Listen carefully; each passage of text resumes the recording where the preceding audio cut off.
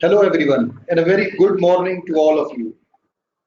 Distinguished delegates, speakers and participants from SAARC member states and other regions around the globe. Ladies and gentlemen, I am very thankful to all of you for joining us in this SAARC webinar. My name is SN Javed and I am working as Research Fellow Renewable Energy at SAARC Energy Center. I shall be moderating today's webinar, the aim of which is to highlight Australia's experiences and its initiatives in solar PV technology with the SAARC member states.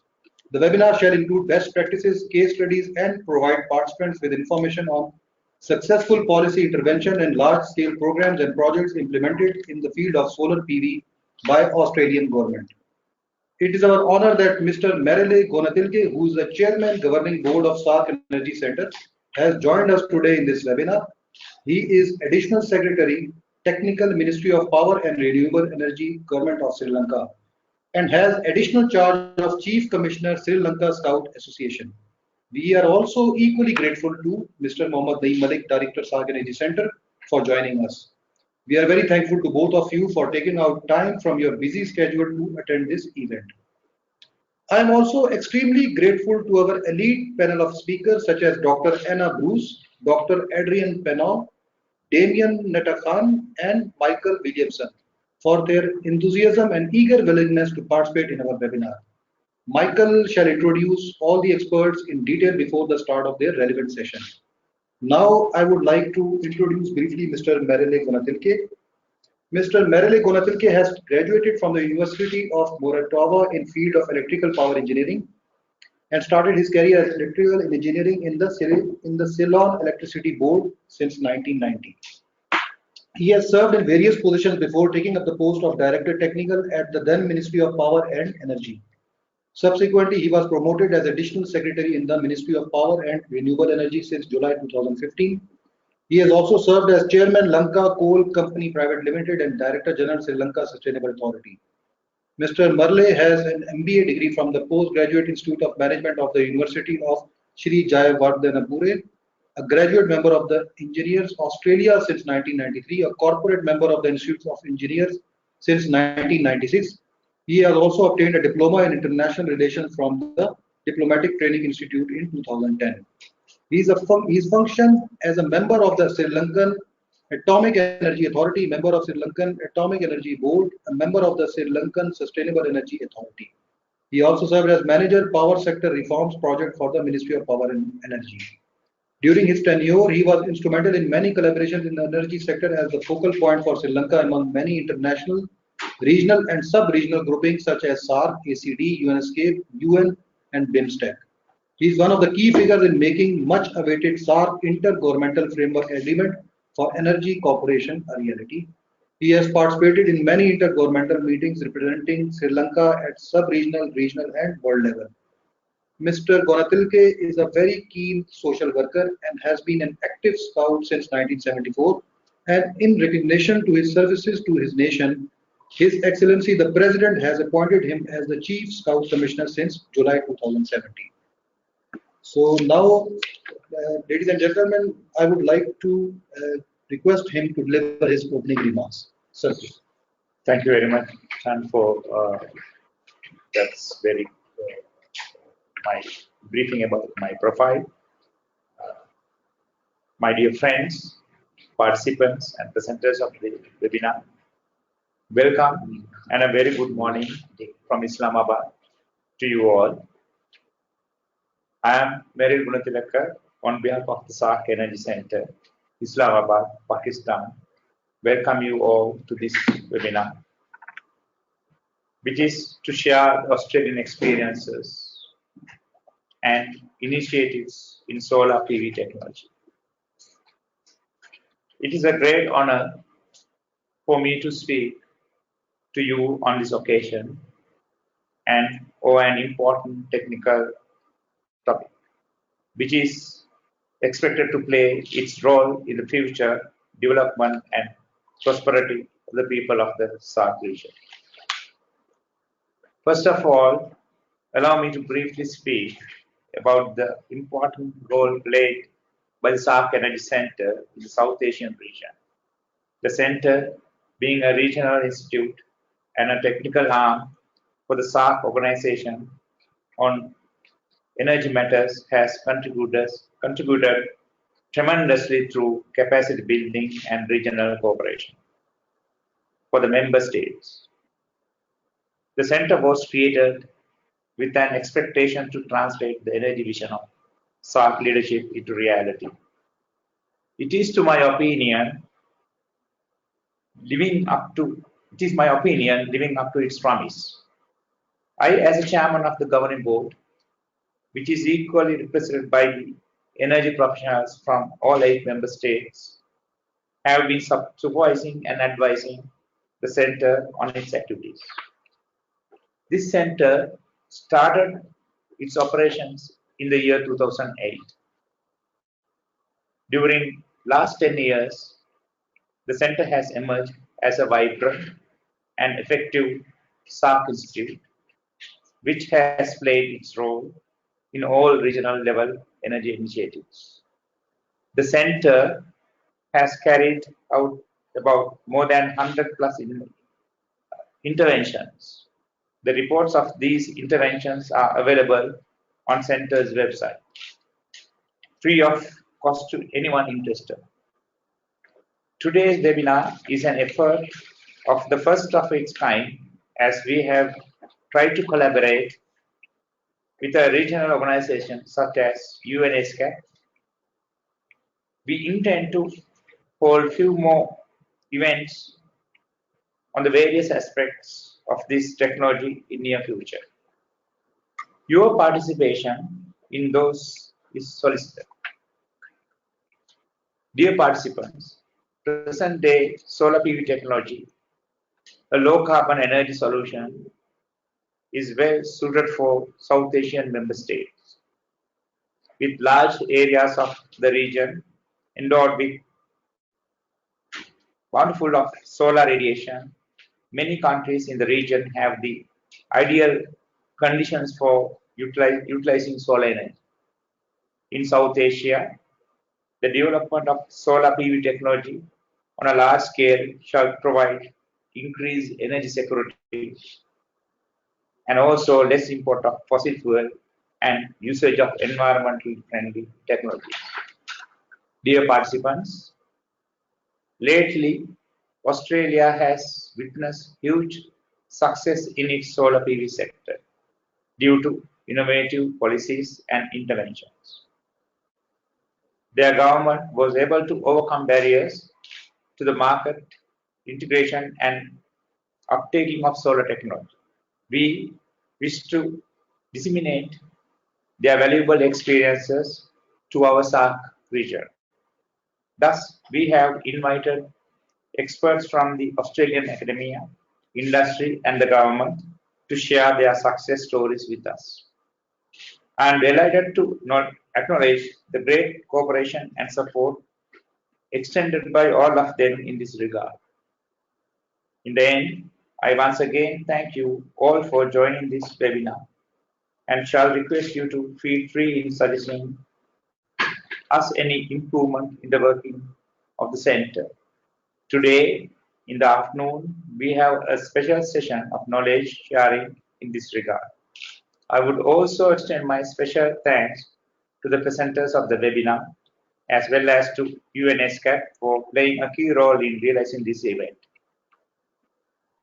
Lastly, I wish you all a very comfortable learning and knowledge sharing in this webinar. May God bless people of South Asia and give us strength to serve them better. Thank you very much and best of luck. Thank you very much. Thank you. Thank you very much, sir, for your opening remarks. Dear participants, you will have the opportunity to ask questions to presenters by typing your questions or clicking to the raised hand option into the attendees pane of the main window of GoToWebinar software. You may send in your questions at any time during the presentations.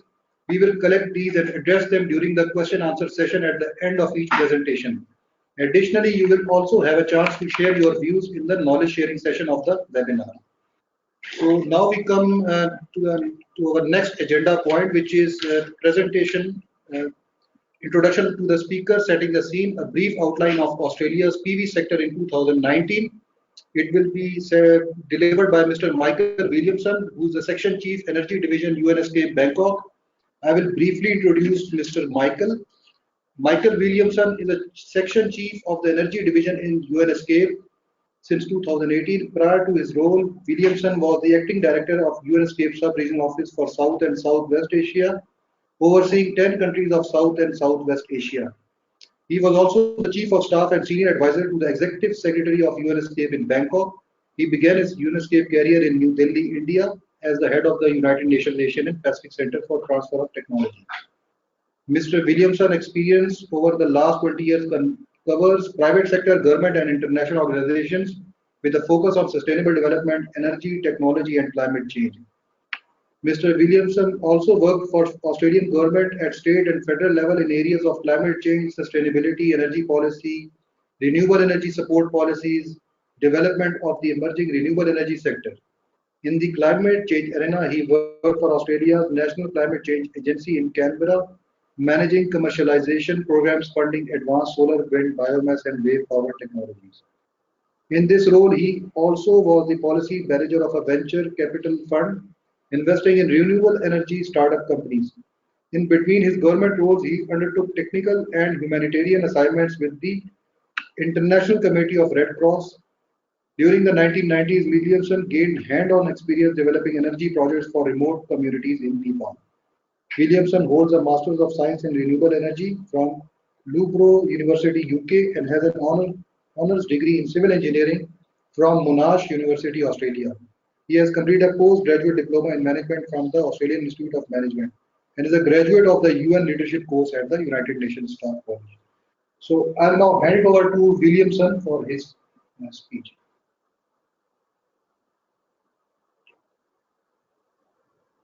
Thank you very much, Asan, and a warm welcome to everybody. So it's a real pleasure to join you on this webinar. I think we have a lot to get through and some very interesting speakers. I don't want to spend too much time and stand between you and the speakers' presentations, but apart from thanking you all, I'd really like to echo my thanks that Asan already extended to the speakers who have donated their time very generously to brief us. And the first speaker, in fact, Mr. Damien Netikan, is under a bit of time pressure. He has to get away pretty soon. So after I finish my introduction, I will pass to Mr. Netikan for his introduction. But first of all, I work for UNESCAP, which is the United Nations Regional Commission covering Asia and the Pacific. It has 54 member states in Asia and the Pacific, and I work in the Energy Division. So it's a real pleasure to have the chance to work with SAARC Energy Center to bring this webinar to you.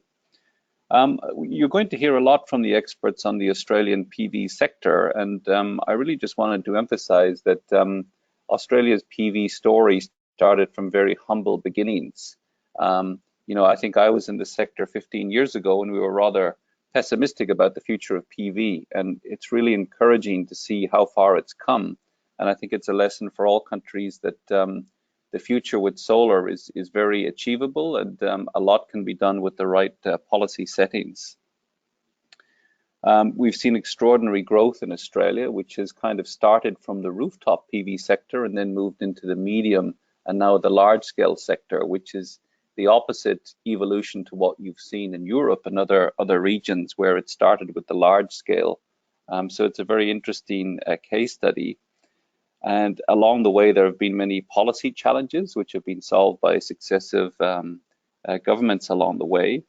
And I think, you know, when we listen to all of these stories, we have to keep in mind that when we are sharing experiences of different countries, we do have to put them in context. It's not as if you can copy one set of policies and transplant them to a different country. We need to look at the much broader principles and strategies. And solar, on the face of it, seems simple. You know, it's a technology that produces electricity from sunlight, but it is a very complex, if we think about what are the environmental dimensions in terms of emissions reduction, pollution, what are the social implications in terms of how we give people in different social classes access to solar, what can it do for networks, what will be the role of storage, and the list goes on. So solar is a very deep and interesting topic, and I hope that the presenters can shed some light on it.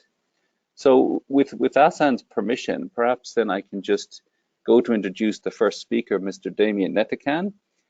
Damien has been working in the sector for many, many years. He's based in Melbourne, Australia. He's a chartered energy engineer with 18 years of experience in renewable energy and energy efficiency. He's worked across all aspects of the development process of both utility scale and behind the meter renewable projects. He's covered wind farms, behind the meter wind turbine projects, solar PV, commercial rooftop, as well as utility scale solar. He's also worked a lot in energy efficiency, doing some very large energy efficiency audits for the manufacturing and food businesses in Australia. He's also played a role in leading some of the major grant funding applications for state and federal government renewable energy and energy efficiency schemes. So I think Damien is very well positioned to give you this overview about how the industry in Australia and the solar accreditation has underpinned a lot of the success that we'll be talking about. So if that's okay, Damien, perhaps we can pass over to you to hear your presentation.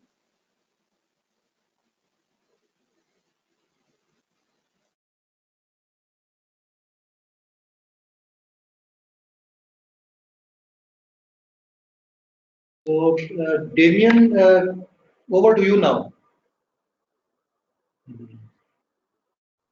Get the picture as well. Why don't we have picture representation? Sir, I will do it. Sir Williamson was supposed to just introduce. Okay. Small speech. Damien, can you hear us?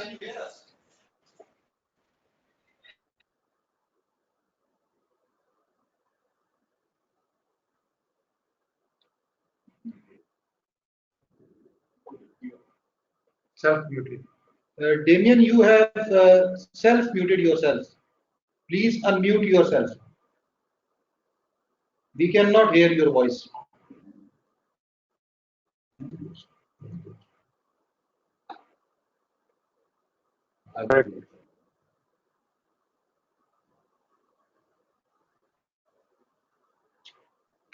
Damien, can you hear us?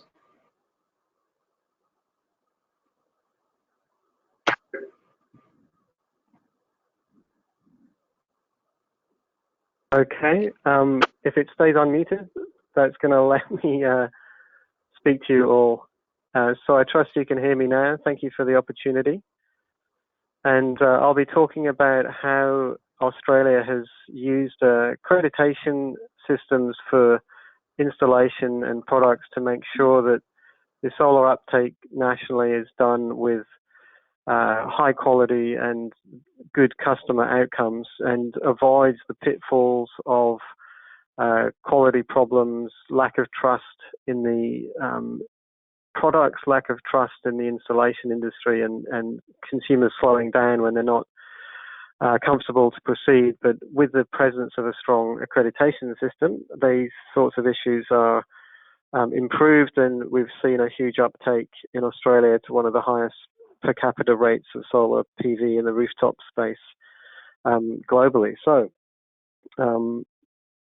I'll start with an introduction to my company. This is an example of the sorts of people we work for. We're an energy consulting business focusing on solar in Australia, as Michael was saying. And just so the audience has an idea of who I and my colleagues work for, here's some of our key clients, which are local governments, universities, and water authorities who are implementing solar at various scales, from rooftop systems to multi-megawatt solar farms. And we provide a sort of technical and project management consultancy service to these types of people. We've also done work in Pakistan, which I'll touch on later, so I have some insights to the market kind of status in the South Asia area. But coming back to Australia, I want to illustrate that we are an example of a company that benefits from these accreditation systems. Here in Australia, we are members of both the Smart Energy Council and the Clean Energy Council. And these are both peak bodies which represent the industry and assist companies like ours to brand ourselves as allied and aligned with the quality standards of these peak bodies. We also employ several engineers who themselves are accredited solar designers, which means that they have qualifications and experience that enables them to hold the title of accredited solar designer. And there's a whole lot of benefits that come with that. And in many cases, it's actually mandatory to have it in Australia as well. So it's really across the board, and that's driven by policy and regulation. But it's also driven by consumer choice and consumer protection. So the next slide I want to talk to is a kind of overview of what I felt is important to convey about how Australia has approached this and how other countries can also approach this. So if our aim is to maximize the successful uptake of solar PV throughout the whole country, then it's very beneficial to have a nationally recognized accreditation system for products and installers. I'd like to acknowledge that in many countries there's very rare or perhaps no equivalent industry accreditation systems because of the state of development of the country is focusing on other priorities. It maybe be seen as a kind of luxury or something that can't be expected yet. And I guess for those who are the sort of ambitious policy makers amongst you, would recommend that you look at putting proposals to parliaments and state and national policy platforms to get some legislation in place which links things like rebates and feed-in tariffs to accreditation systems, which, for example, could mean that the owner of the solar system can only get the feed-in tariff paid to them if they have used an accredited installer to install the solar panels.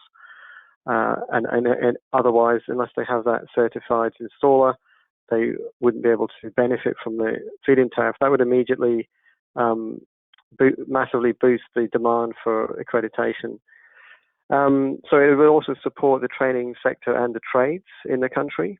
So the colleges and the electrical trades associations will benefit from this. And customers benefit because quality assurance and safety is boosted by ensuring that products and tradespeople are both of a high standard.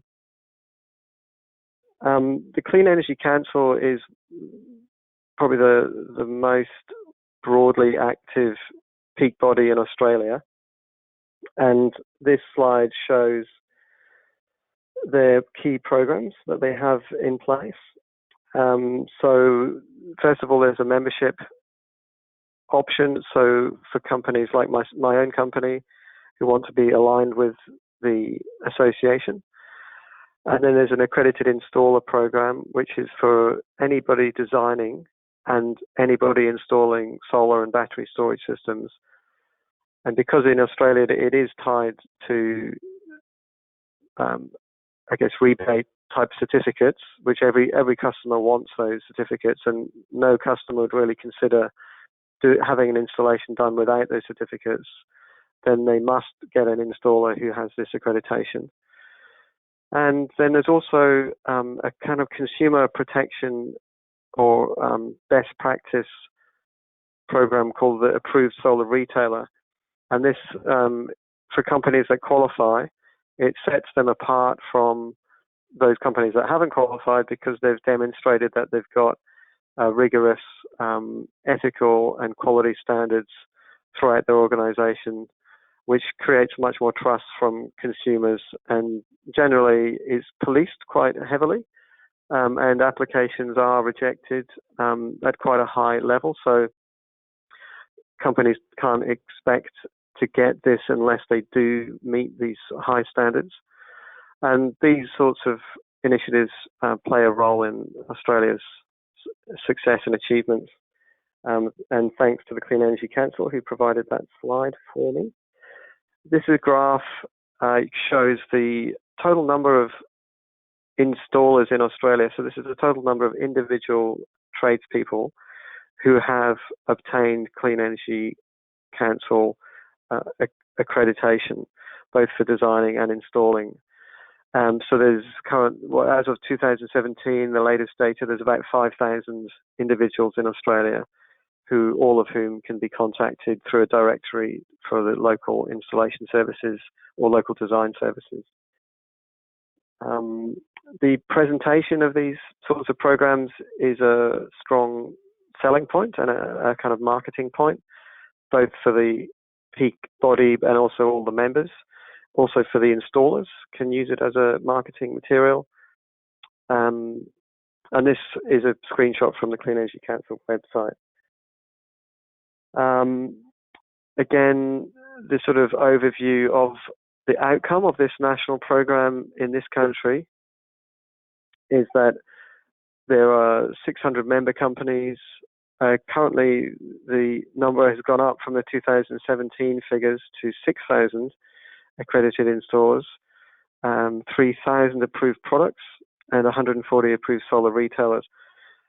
So just to touch on the products, those 3,000 products cover solar panels and inverters predominantly are the types of product which have to be on their approved list if they're to be eligible for customers to receive rebates. And it's basically grown in strength to now have the status that most people in Australia would say you just can't install a panel that isn't on that list, or you can't install an inverter on that list. And that's somewhat backed up by regulation.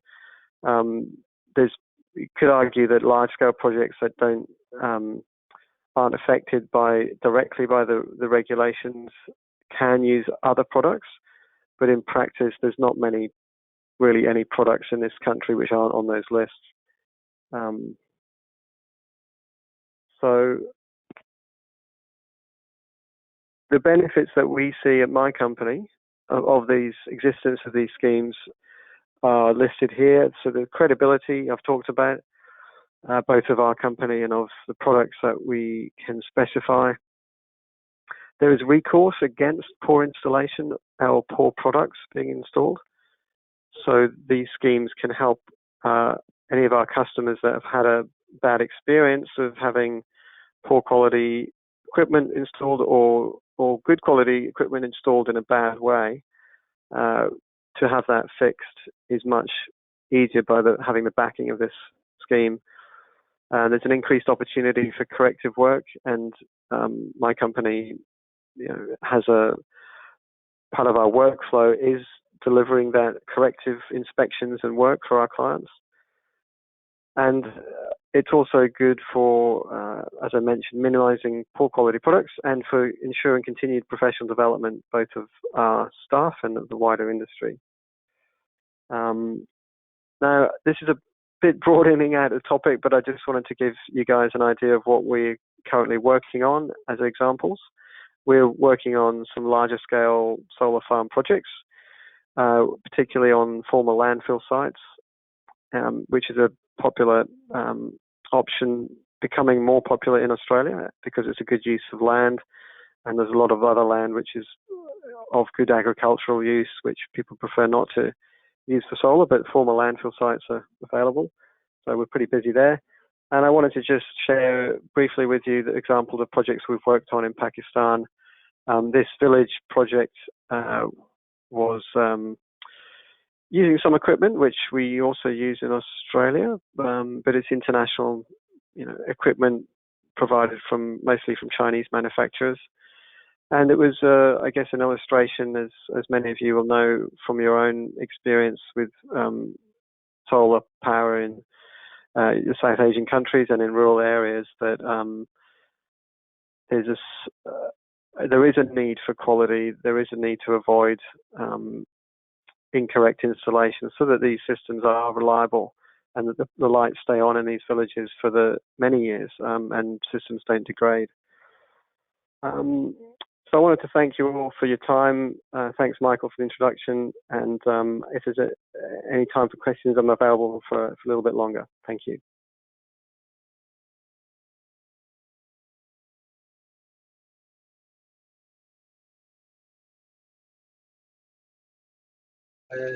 I think we are entering some kind of audio issue with Damien.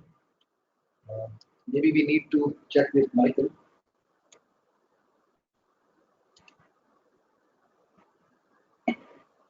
Damien, can you hear us now? Yes. Your voice is.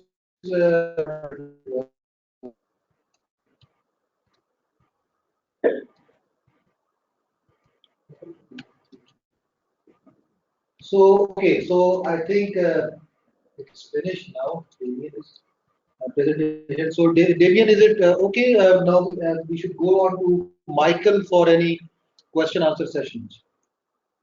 That sounds fine.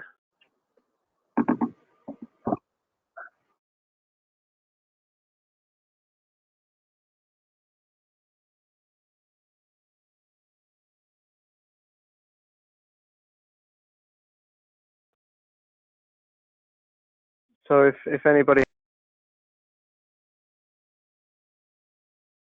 Yes, if there So are Michael, any yes, Michael, I have given you the floor. You can yes, ask questions. thank you, Hassan. If there are any questions of Damien, we'd be happy to receive them either by text or by you can just sort of raise your question.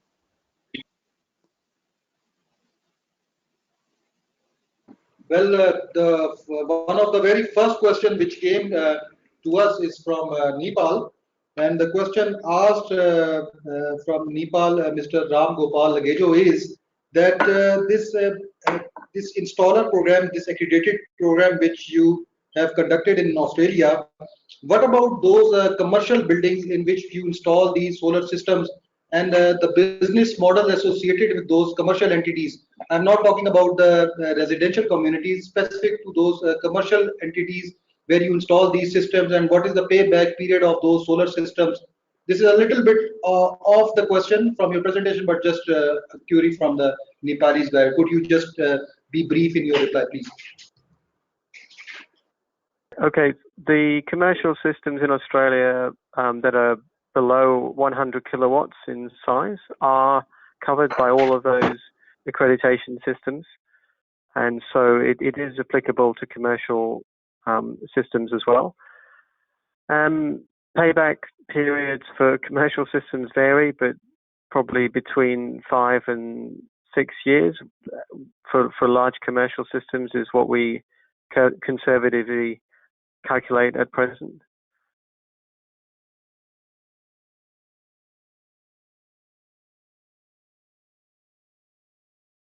I hope that answered the question. Yes, thank you very much, Damien. So we have a question from Pakistani. This question is that could you just explain what the type of work which you did in Pakistan? I think this participant is specifically referring to the project you mentioned in your slides about the Sindh villages and these remote areas. Could you just explain us about that project? What was the main intention behind this project? What were the donors and what was the outcome of that project, please? Yeah, sure. Well, it was ultimately World Bank funded, and the Pakistan Poverty Alleviation Fund managed the funding. I was engaged as a consultant to the PPAF, and I worked alongside with the implementation partner, was called Indus Earth Trust, based in Karachi, and have implemented solar mini grids in many villages now. The specific project outcome that I was involved with was the installation of solar and battery mini grids in 4 villages, each of about 100 houses, and we installed around 20 kilowatts of solar and a bunch of batteries in each village and installs AC wiring to all the houses with LED lighting and mobile phone charging. The operation of the mini grids was then handed to the villages, and there was a range of types of installation. One village already had an unofficial Kunda electricity supply, which was then kind of had some issues, teething issues, because the customers tried to use both systems and that didn't work very well. But in some of the villages where they had no previous electricity supply, it worked very well, still working. And instead of using kerosene, now they can have electric lights, which are much better.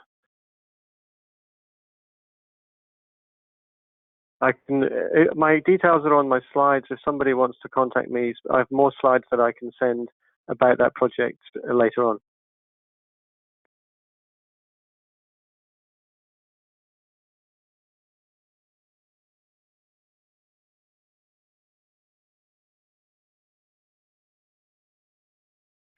Okay, I'm just turning to Asan.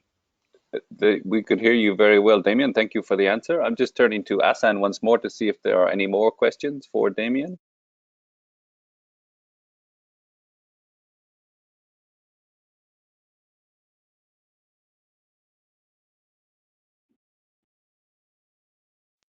Asan, can you hear me okay?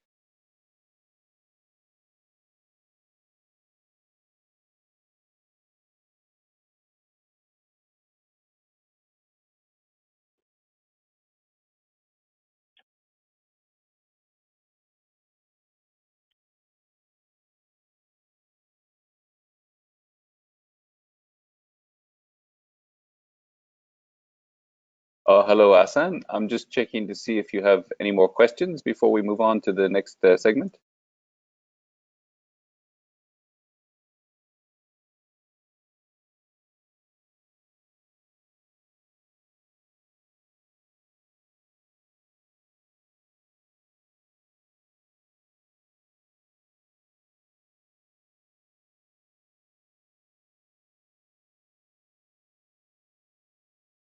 Okay, I think we may have lost the connection to Islamabad because I don't see any symbol next to Asan's name.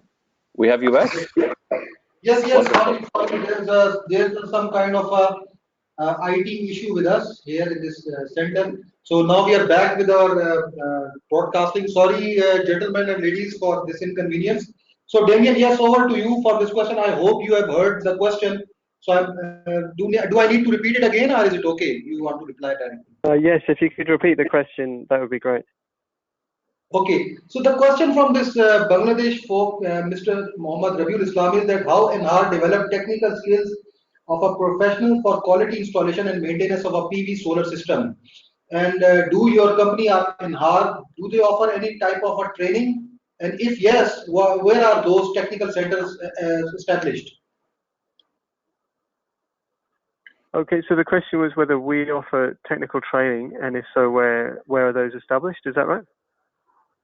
Yes. And secondly, the question. Yes. Okay, I'll just answer that part. No, we don't actually provide training ourselves. So our accredited solar engineers have trained, obviously, at university, and then also at colleges that provide that type of accredited training to obtain their certificates. And there's a very large number of training centres in Australia around all the capital cities. So, but we're not a training organisation ourselves. And was there another part to the question? Yes, the other part was that if yes, then you may tell us about the training institutes. So I guess since you don't do that, so not relevant, right? No, I mean the issue, like the way forward for a national program would be to enable the existing colleges and electrical qualification, electrical training centres to be themselves approved to deliver the training, which makes the installers accredited. So, the colleges and electrical training centers around the countries could be applied to become training centers for the national program, and then individuals from those parts of the country can attend those courses. We So are that's the kind of hearing way your that it voice happened in Australia. very clearly. I think there's some kind of a distortion.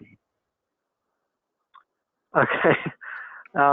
Well, basically, the way forward would be for the universities and colleges and Damien, trades. we are not. I'll put a written answer in the chat, Asan, and maybe you can forward that. Yes, yes, yes.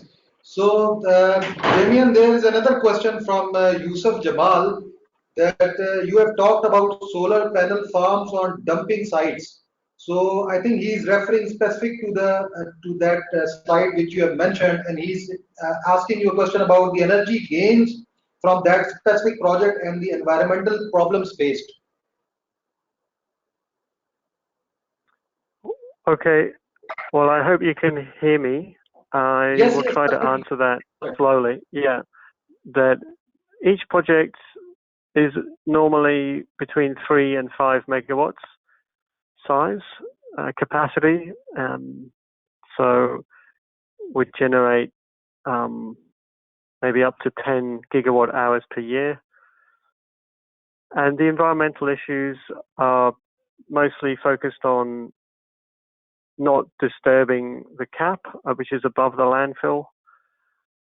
So making sure that the environmental monitoring of gas and water can continue uninterrupted. Visually, there usually is a need for consultation with the neighbors who will be able to see the project. But other than that, there's not really any general environmental impacts of these sorts of projects that are too dramatic.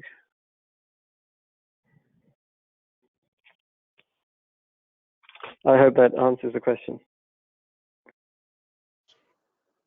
Okay. So thank you very much, Damien, for that very brief reply. So another question is from the Sri Lankan colleague. His name is Mr. Gamini Hera, and his question is that how is the stability and power quality issues caused by solar PV? How are they addressed? I don't know if this is a quite a off the topic question. But if you want to respond, you can, please.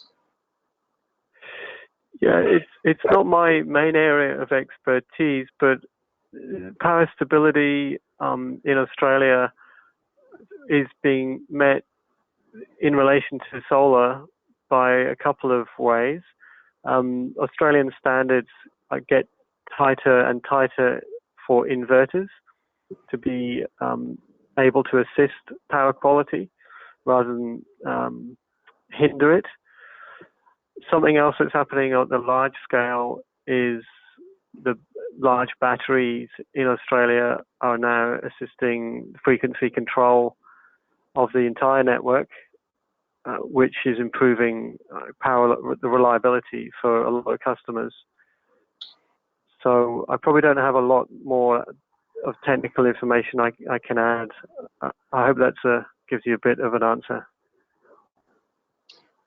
Thank you, Michael. Oh, sorry. Thank you, Damien. So, Damien, my question to you would be that you have talked a lot about these accreditation schemes regarding the installers and the retailers side. What about those solar panels which are being imported in Australia? How does Australia keep in track the standardization and the labeling of those solar panels and make sure that faulty panels are below the grade panels are not imported inside Australia, because this is being a very big issue in our Pakistan market. Just to yeah. Well, I should start by saying the scheme here has not been completely successful. So there has been, and there still is, problems with low quality products coming into the country. But I think those problems have been minimized by the system which is in place, which means that if I want to import a new brand of Chinese manufactured panels or panels manufactured in India or any country into Australia and sell them as approved products, I must provide independent test certificates from laboratories which have tested samples of my products to the relevant Australian and international standards. So those certificates must be shown from only a small handful of international testing and certification companies which are qualified to do it. And I have to pay quite a lot of money to get those tests done and provide those certificates to the Clean Energy Council before they will allow my product to be approved on their list. So that's the first line of defense.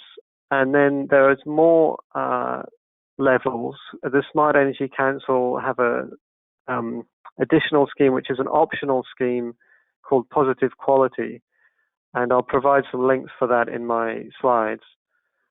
So that goes a step further, where additional inspectors are sent to the factories in whichever country is manufacturing it, and provides a more rigorous inspection regime, because of the problem of the manufacturer may provide some good quality products to send to the laboratory, but then afterwards manufacture some poor quality products with the same name and sell them.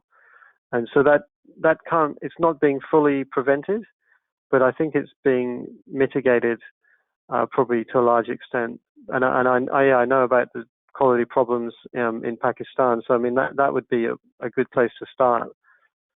I hope that gives some answer to the question.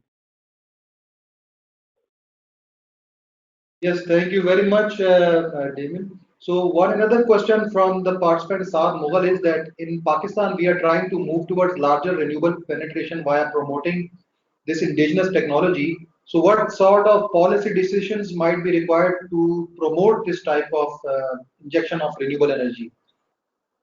Well, I think that's a good segue to the next speakers, Asan, because there's going to be speakers covering a bit in depth on policy. So if that's okay, I'll park that question, and I'm sure there's going to be some good answers found in the next presentations. And I probably also need to sign off because I've reached my time to go to my next meeting. Sure, Damien, thank you very much for being with us. And over to Michael for yes. Sure. Thank you, Hassan, and a big thanks to Damien for sparing his time as a private sector person. He's very busy and a lot of clients to look after, so we do appreciate his contribution, and it was really great to get those insights from him. I just wanted to follow up very briefly on one question which came from Sri Lanka about power quality, and I think this is an important issue, and it's one where Australian regulators and policymakers and industry and equipment people have been learning a lot over the years. As you get a lot of PV on the system, you get some unintended consequences. So I think in response to some of these consequences, the Australian standards on inverters have been getting better and better over the years. One of the typical problems is that although inverters, the switch mode inverters produce a very pure sine wave, what does happen is you tend to get some high voltage in some parts of the network. So typically on an Australian street, you might have anywhere up to, a half or 2/3 of the houses have PV systems on their roof, and they're all sitting on the same distribution line. So what you get is elevated voltage. And so the network operators have to work hard to make sure that the voltage doesn't go outside the code limits. From my own experience in my house in Melbourne, my inverter kept tripping off, and when I got the company out, they told me that the voltage in the street was something like 260 volts, and part of that was probably due to PV systems. But I'm sure Adrian or Anna have got some very good hands-on experience they can relate about power quality and solar. So if it's okay with you, Hassan, maybe I can swing into the next section to introduce the next presenter. So the next presenter is Dr. Anna Bruce. She's a senior lecturer at the School of Photovoltaic and Renewable Energy Engineering in the University of New South Wales. And you know, Anna is very well known because if you go to Google Scholar and you type in solar, you'll come up with lots of Anna Bruce papers, because she's a very prolific researcher, and she and her colleagues at University of New South Wales have spearheaded a lot of the work on solar energy. So although it's a young industry, she's kind of grown up from the origins. So Anna is a senior lecturer there at the School of PV and Renewable Energy Engineering, and she's the Engineering Research Coordinator in the UNSW Centre for Energy and Environmental Markets. Her expertise is around sustainable energy transitions, but she also brings an interdisciplinary perspective, including energy policy, markets and regulation, together with renewable energy system analysis, modeling and mapping, and renewable energy integration. So quite a wide range of topics beyond solar. She leads the Australian PV Institute's Australian solar mapping activities, and some of her current research work includes energy data for smart decision making through the Australian Government's Smart Cities and Suburbs programs, and also integrated smart home energy management technologies. She serves as a national expert on the IEA's PVPS programs, and she works on Task 13, which is PV performance and reliability, as well as Task 14, which is about high penetration PV and electricity networks. So that last question from Sri Lanka about how does PV affect the grid, she probably has a bit to tell us on that. And she regularly contributes submissions to state and federal government policy processes relevant to clean energy. So given all that, I'd like to invite Anna to give us her presentation. So it's over to you, Anna.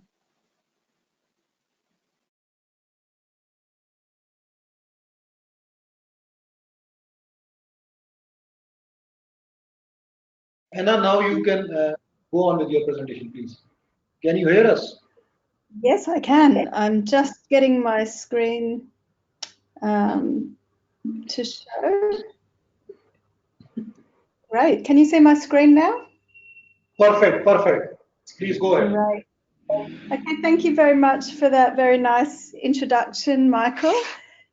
What I'm going to talk about today is I'm going to give you a bit of the story of PV policy in Australia. So there's quite a lot in here. So I guess I'll move through it fairly quickly and then leave time for you guys to ask the questions that are of most interest at the end. So I just wanted to say something at the beginning about the very first grid-connected PV system in Australia, which was at Little Bay, actually part a sort of sub-campus of UNSW.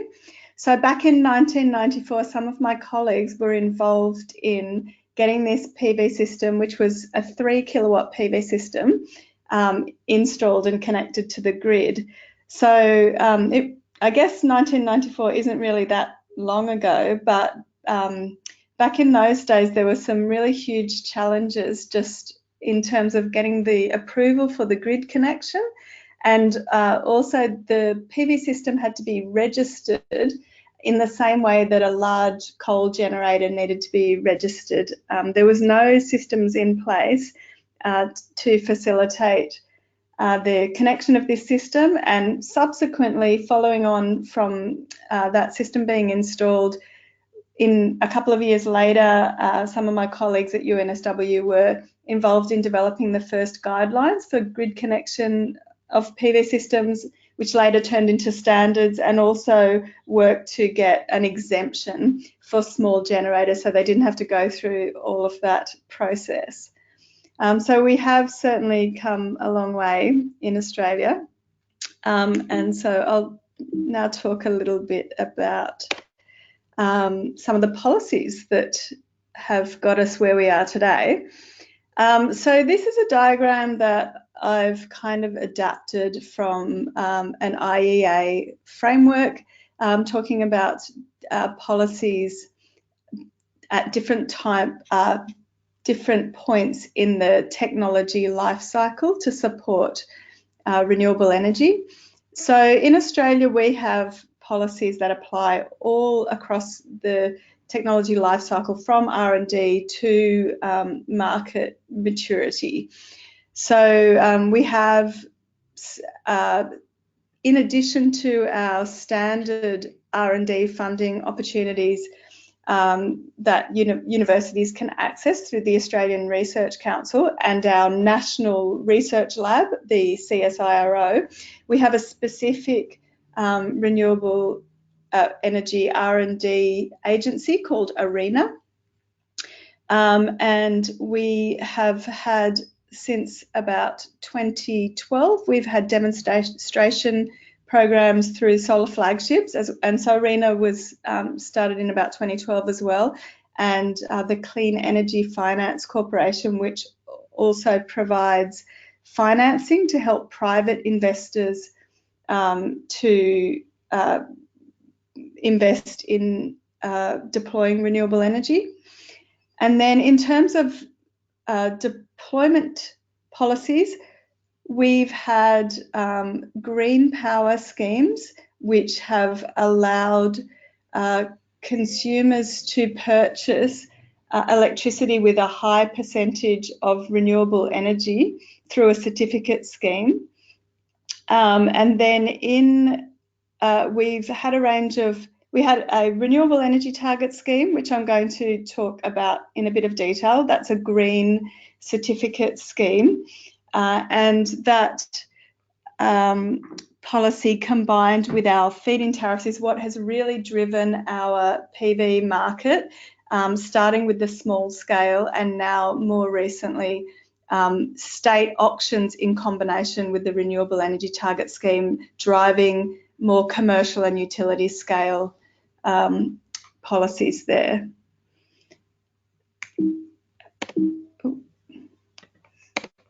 So I'm going to talk a bit about just these policies here, which are now driving the R&D and commercialisation, and also this group of policies up here, which are driving deployment of PV.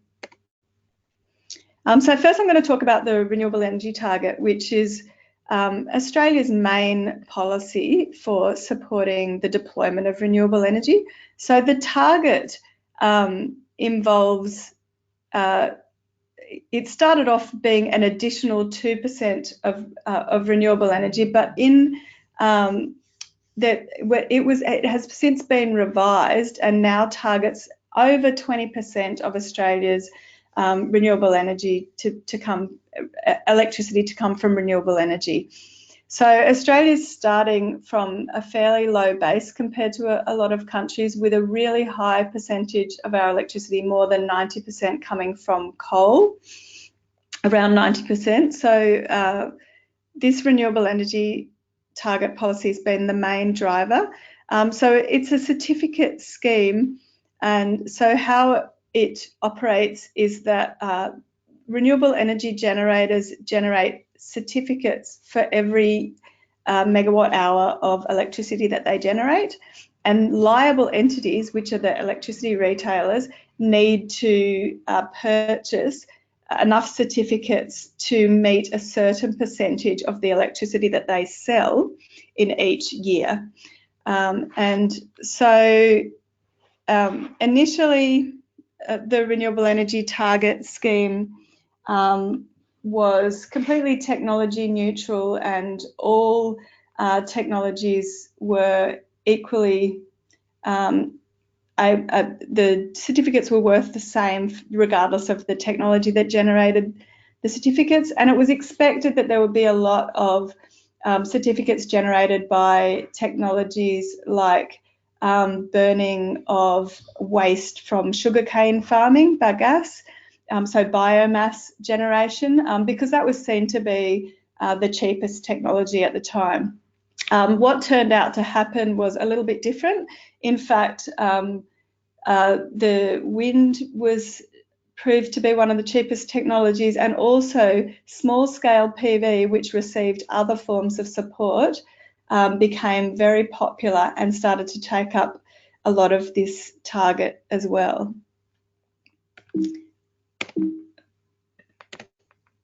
so just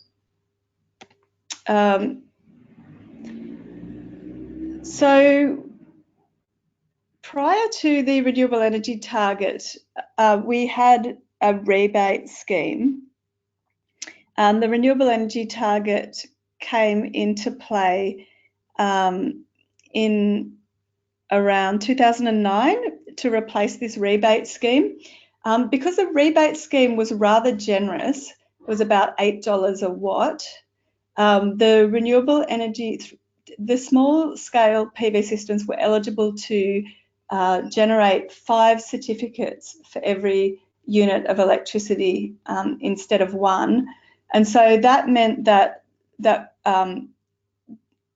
it drove a high uptake of household PV systems, because that rebate, as the prices of PV fell very rapidly, and at the same time state governments introduced feed-in tariffs to support small-scale PV, we ended up having really short payback times for households installing PV systems, and it became very popular. The market really boomed. And so we had the ramping down of these multipliers in the renewable energy target scheme and the removal of the feed-in tariffs, the state feed-in tariffs, all happening in quite a short period of time. So we ended up having this boom-bust kind of cycle in the industry, which was actually quite challenging for the industry, because people were being employed really rapidly and perhaps inadequately trained up, and then jobs were lost when the installations dried up, and this is quite challenging for the industry. But so what we're looking at here between 2010 and 2014, this is largely small scale rooftop PV systems being installed mainly on households.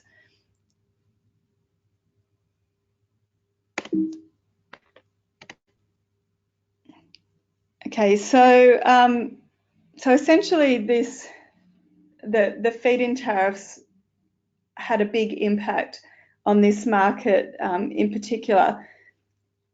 So I guess one of the things with the feed-in tariffs that we had in Australia is that they were quite generous. So state governments were very keen to capitalise on the popularity of PV systems amongst households, and so we saw some very generous feed-in tariffs. So 60 cents a kilowatt hour in New South Wales.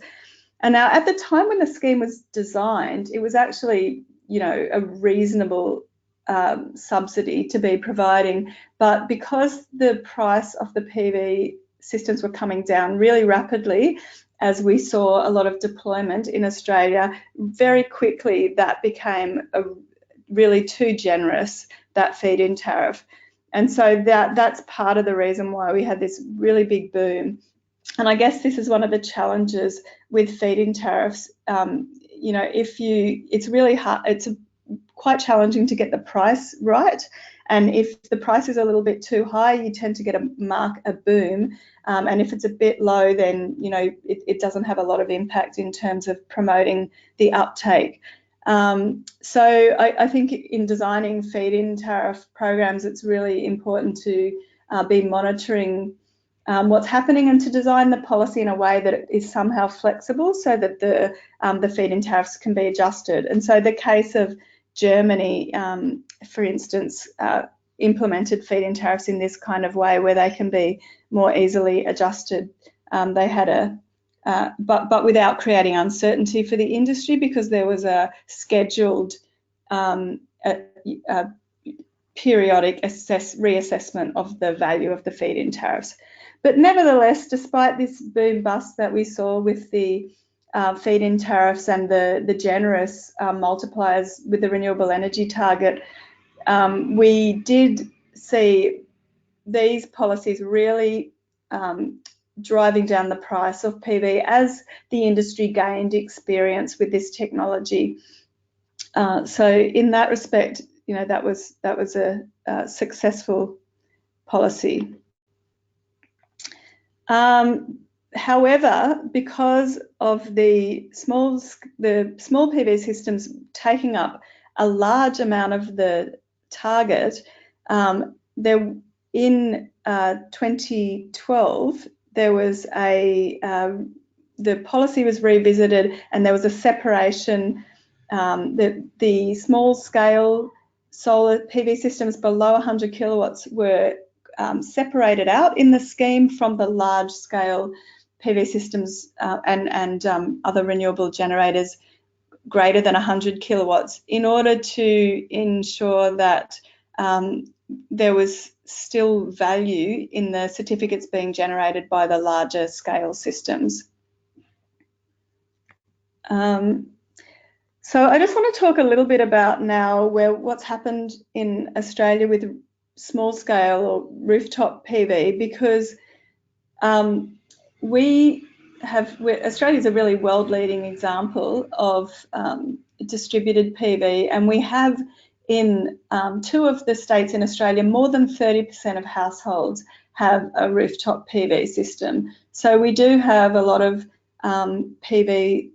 really small PV systems out there. And so from that time when we had those generous feed-in tariffs, very quickly those feed-in tariffs were removed, and now we have a situation where if you have a PV in the distribution network and you're exporting, you receive a price which is really closer to the wholesale price, and much so, you know, maybe around 8 cents a kilowatt hour, much less than the retail price that residential customers would be paying, which might be around 30 cents a kilowatt hour.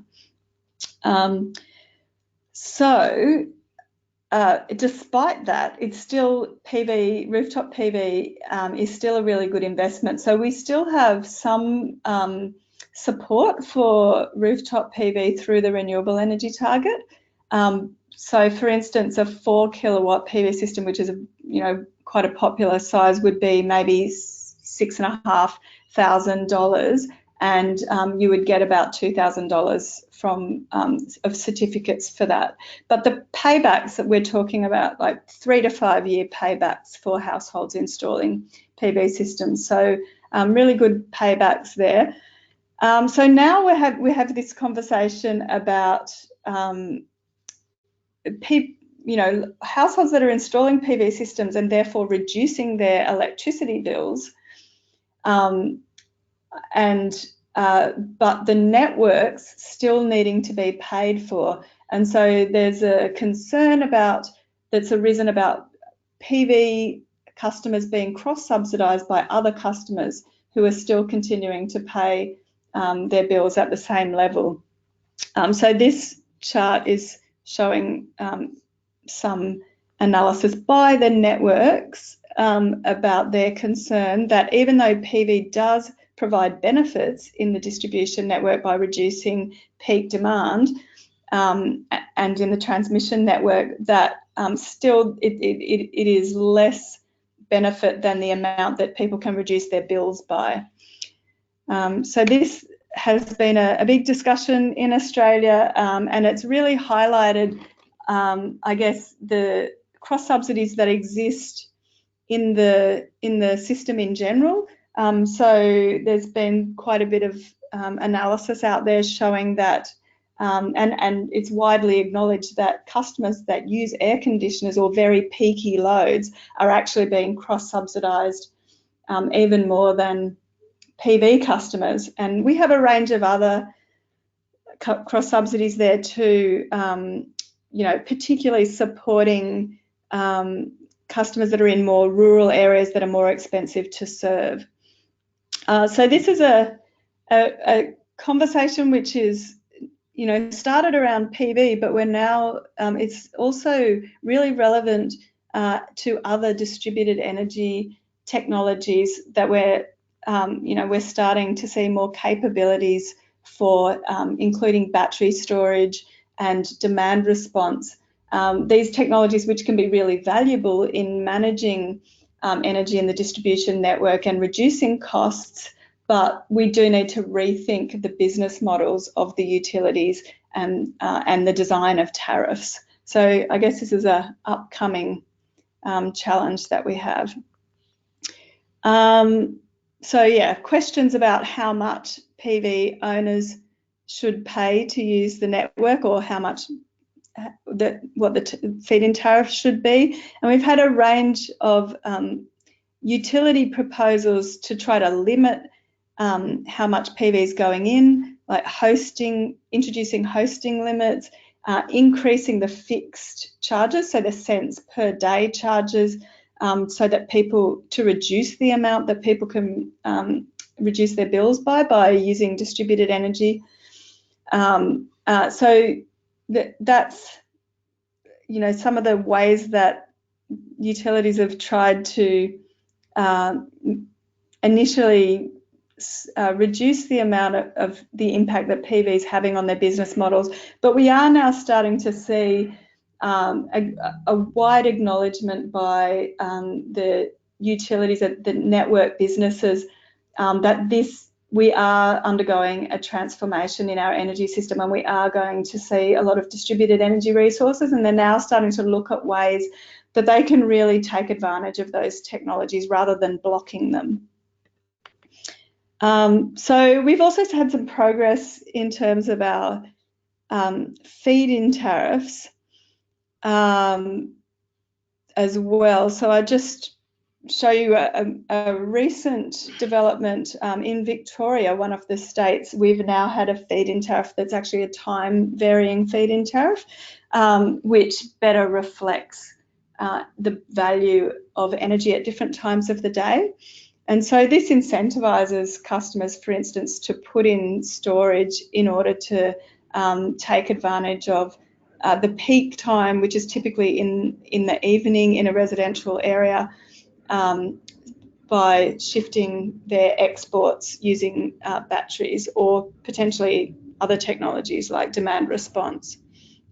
So tariff design is shaping up to be an important aspect of our energy transition in Australia, because we do have such high levels of distributed PV, and now we're starting to see a lot of storage going in as well, in the battery storage being put in by households and small businesses. So here we can see over time what's happened in terms of installed capacity of PV in the residential market. So here the blue section, the residential section, is PV systems less than 10 kilowatts in size. And then the slower growth in the commercial market, the orange segment there. And then really it's only just recently that we've started to really see utility scale PV taking off in Australia, behind what was happening in other countries at the time.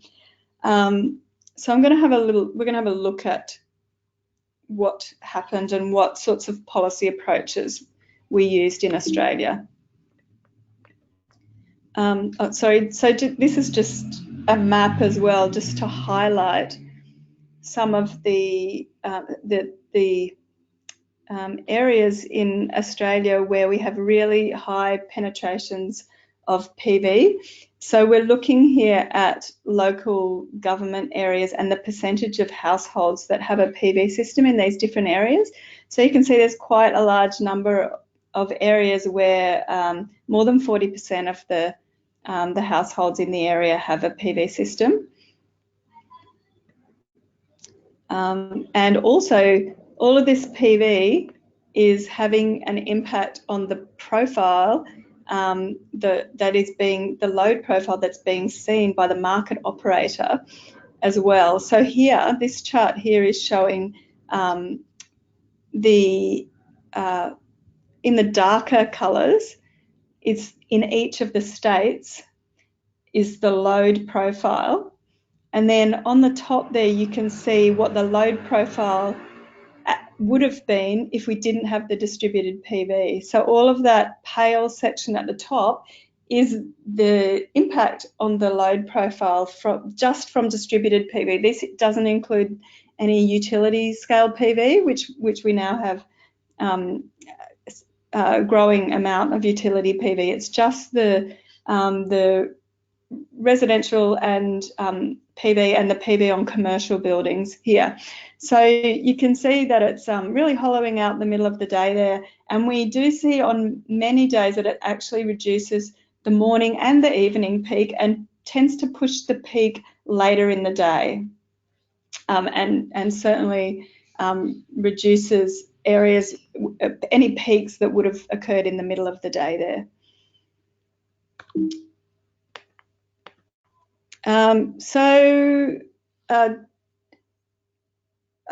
I guess I started by looking at different policies at different parts of the technology life cycle. So I'm going to talk a little bit now about some of the policies that we've had to support the demonstration and the commercialisation of the large-scale PV systems in particular.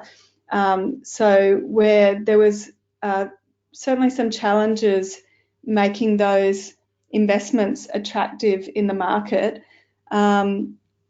So we had some demonstration programs to really kind of prove up those technologies and reduce some of those early mover costs for some of the other projects that came through later.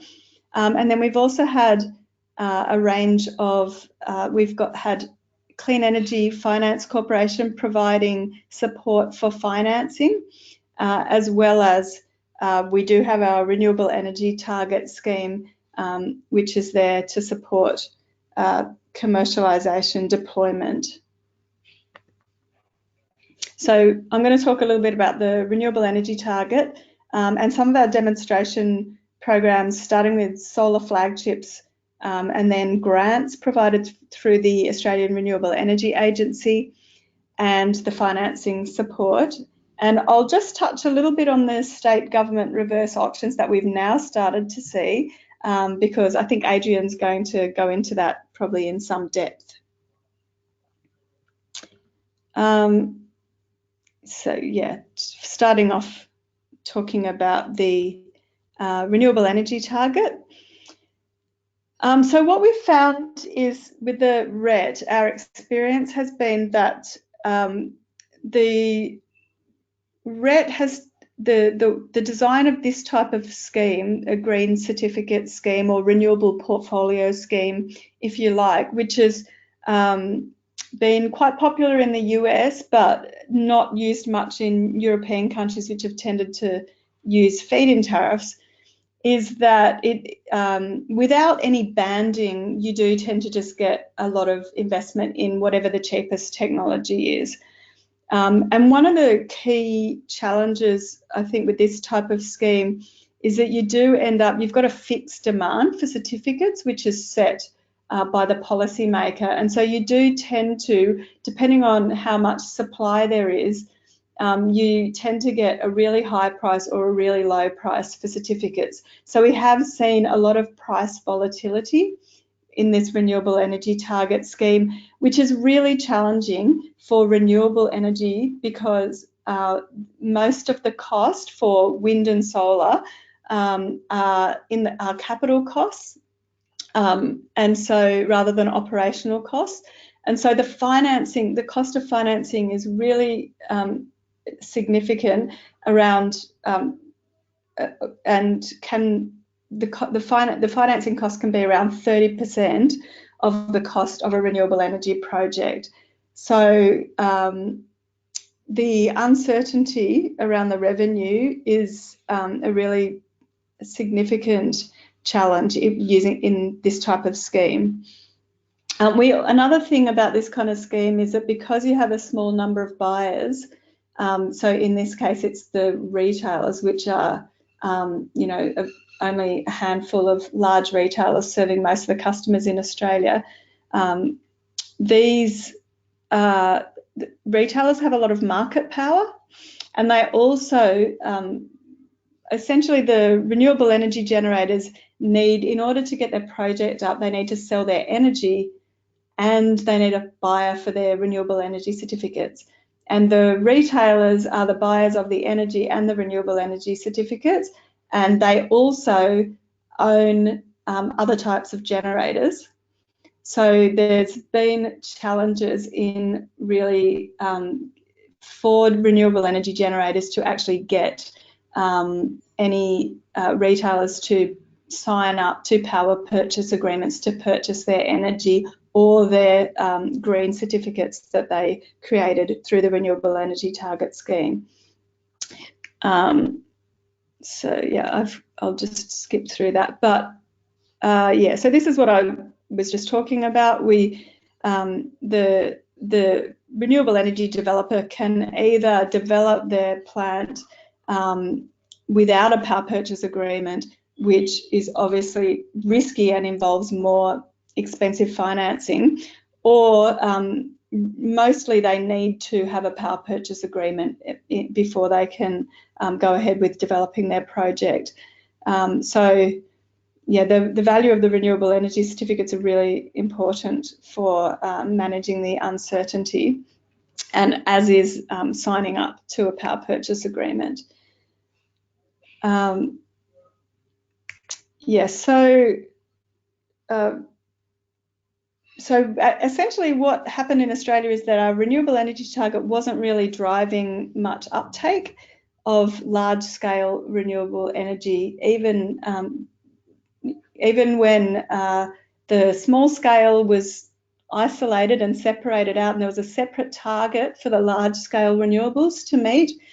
It was still not much being built, and you know, they were unable to get the power purchase agreement signed, and the price of the certificates was going up, but still, you know, nothing was happening, and the price of the certificates really started to go up close to the penalty price in the scheme, and still nothing was being built. So I guess I want to talk a bit about some of the things that were happening in parallel to the Renewable Energy Target Scheme that were, you know, started to kickstart our utility scale solar build. So we had a program called Solar Flagships, and it was started around 2012, and it was essentially to demonstrate utility scale solar in Australia. And it needed $3 of private investment to match every dollar of public money. But again, so it was a really ambitious scheme, and in particular, the government wanted to fund some very large scale, tens of megawatts of PV, or even 100 megawatts of PV and similar amount of solar thermal, but we'd never had any experience in Australia of building any utility PV at that scale. So it was really probably too ambitious and risky, and the proponents found it really difficult to get financing that they needed, and they were having trouble, as I mentioned, getting the retailers to sign up to power purchase agreements. So essentially, there was projects which were awarded, which won this solar flagships scheme, but they were never built because they couldn't get the financing required. And so it was quite, you know, negative publicity for these technologies, and somewhat damaged the public perception of the solar utility scale solar at that time. But eventually some smaller projects did get built, including actually by the retailers that own the ones that were not willing to sign up to PPAs ended up building their own projects. And so those projects did eventually go ahead. And I guess in the end, even though these demonstration programs do have their challenges, I think they did actually highlight some of the regulatory and market issues, some of the problems that we had, and therefore did reduce the risk for future projects. And I think one of the other learnings was that there needs to be some flexibility around the milestones so that projects can still succeed even though things go wrong and they can't, for example, get their financing in time to meet particular milestones. So we also have a scheme that started around the same time, around 2012, the Clean Energy Finance Corporation, which was put in place in recognition of the challenges that renewable energy projects were having in accessing appropriate financing. So because there wasn't a lot of experience with renewable energy projects, the financing was costly. Also, the financing available wasn't over the right kinds of timeframes that were required for these kinds of projects. So that the Clean Energy Finance Corporation was put in place to provide this kind of long-term, competitively priced financing for renewable energy and energy efficiency projects. So I'll just mention a couple of other things that have started to turn things around for us in Australia. So Adrian's probably going to talk more about this, but one of the things that's happened is that in addition to the challenges that I've already mentioned around the renewable energy target with projects having challenges getting power purchase agreements signed, there was also a period of a few years where the government was wanting to repeal the legislation for the renewable energy target. And so this created a really significant policy uncertainty because this revenue from these renewable energy certificates was really important for these projects to get financing and to secure PPAs and to go ahead. And so during this period of time, there was the state governments that really wanted to see renewable energy deployed started to step in and introduce their own policies, started with the ACT, the Australian Capital Territory. So they introduced a target and then also a renewable energy reverse auction scheme to meet that target. That similar schemes have then been now implemented in Victoria and are soon to be also implemented in Queensland. So that also started to kickstart the build of utility scale PV in Australia. And so you can see there, looking at the state targets, that they actually exceed the generation from the renewable energy target scheme. And so what we've seen is we have started to see the utility solar starting to be built, which you could see those grey sections in that earlier slide. We're really now, and this year we've had a huge boom in 2018 with utility scale solar, and there's a really large pipeline of projects that have started to be built or have committed financing locked in. So you can see here what has happened, starting with those flagships programs. The first yellow bar there is the estimates from the Bureau of Resource and Energy Economics, the government estimates of what the cost of utility scale solar is per megawatt hour. And then you can see there the ACT, it says FIT, but it's actually the reverse auction scheme with a agreed purchase price there, really starting to bring down the price. And then ARENA stepping in and also working with the Clean Energy Finance Corporation to help finance some more of this utility scale solar. And we're now starting to see through the Victorian auctions which are taking place, anecdotally, we're now seeing $50 a megawatt hour prices for renewable energy through that scheme. So these renewable energy reverse auctions and other support from grants and finance from ARENA and finance support from Clean Energy Finance Corporation have really driven down these prices. And one of the things, the important things, sorry, I'll just show you a little bit now the pipeline. You can see there since 2016 to 2019. So at the beginning of 2016, there being some concern about meeting the renewable energy target, despite the certificates being right up at the penalty price, the ceiling price of the scheme, that we're now, the capacity required is maybe 7,000 megawatts at the beginning of 2016, and we now already have accredited and committed projects that already exceed that amount, so which would bring us to more than 20% renewable electricity in Australia.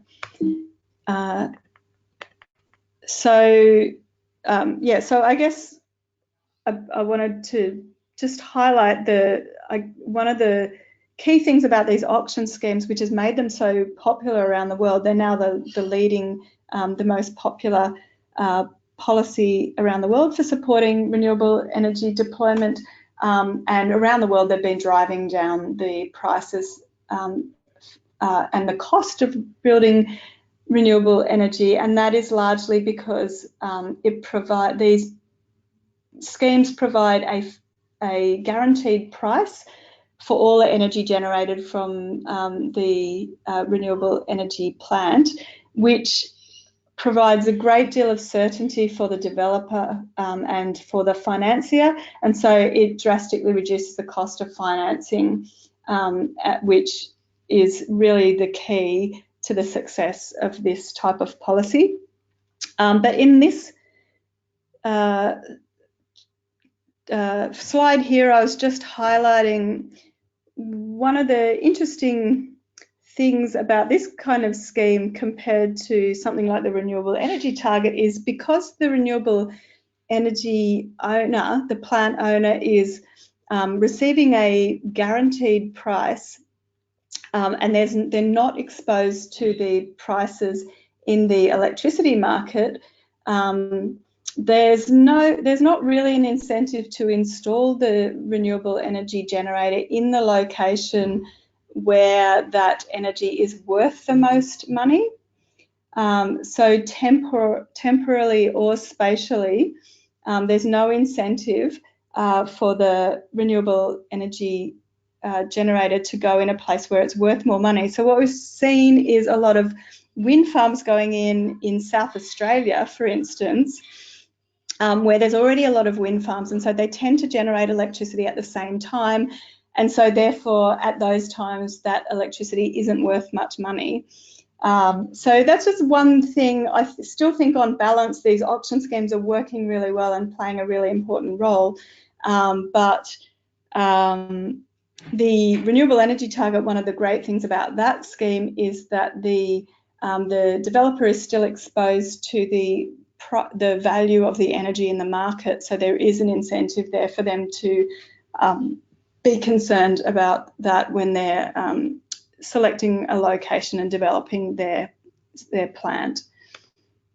And so just other things that have been really supporting the large-scale builds in Australia, the corporate sector has really started to step in. We've seen very high prices for electricity in Australia in recent years for a range of different reasons around gas prices, market power, and a range of different issues. But it has meant that there's been a lot of interest as the price of these renewables projects, particularly PV's price has been coming down really rapidly.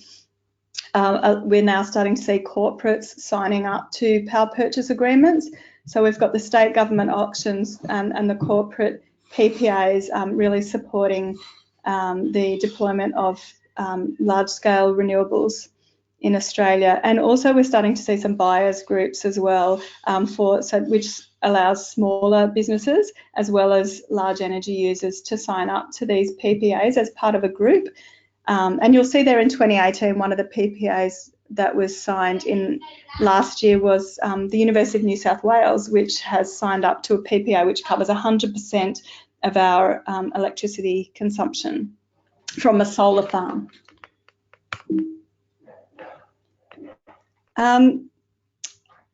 So yeah, just a slide that leads on to Adrian's presentation, I think, just highlighting the importance of the states and also local governments in helping to drive the uptake of renewable energy in Australia at a time when the federal government was not driving policy as much as it could have been. And just finally, I think this is my last point here, that we're now looking at really projected really low costs of electricity generated by utility scale renewables, particularly, as I said, the cost of solar has really been, of PV's been coming down really fast and is projected to continue falling. And we're already past the point where renewables are cheaper than new build coal in Australia, but we're now at the point where it's actually cheaper than existing coal generation as well per megawatt hour. So we're expecting to see really rapid uptake of renewables in Australia, including distributed PV and also other distributed capacity from distributed battery storage, and also increasingly the confidence is growing that we're going to see a really rapid uptake of utility scale PV and wind in all states in Australia. And you can see in the chart on the right there the renewables replacing the existing coal capacity, and that chart's coming from the planning process that the Australian Energy Market Operator is conducting. So really strong expectations for future renewables growth in Australia, coming from a place where there was concern that we were going to meet our renewable energy target only a few years ago. So I think I'll just finish up there, but I guess maybe to finish, I'll just highlight some of the challenges that we're now facing as we're looking down the barrel of really high distributed energy, including PV and batteries in the distribution network. So there's going to be some challenges that were already raised in terms of managing that and what sorts of business models we might see or regulatory arrangements to manage that. We're also going to see a lot of variable renewable energy, wind and PV in the national electricity market at the system level, and so there's now quite a focus on how we can provide the required flexibility, whether it's through battery storage or pumped hydro or increasing the capacity in the transmission system. This is really where the focus is now. We're kind of at the point now where the transition's happening, but we're really rapidly having to reform the energy market and work out ways to drive this investment in these complementary technologies to provide the flexibility. So I think I'll just finish up there, and if we have time, I can take some questions.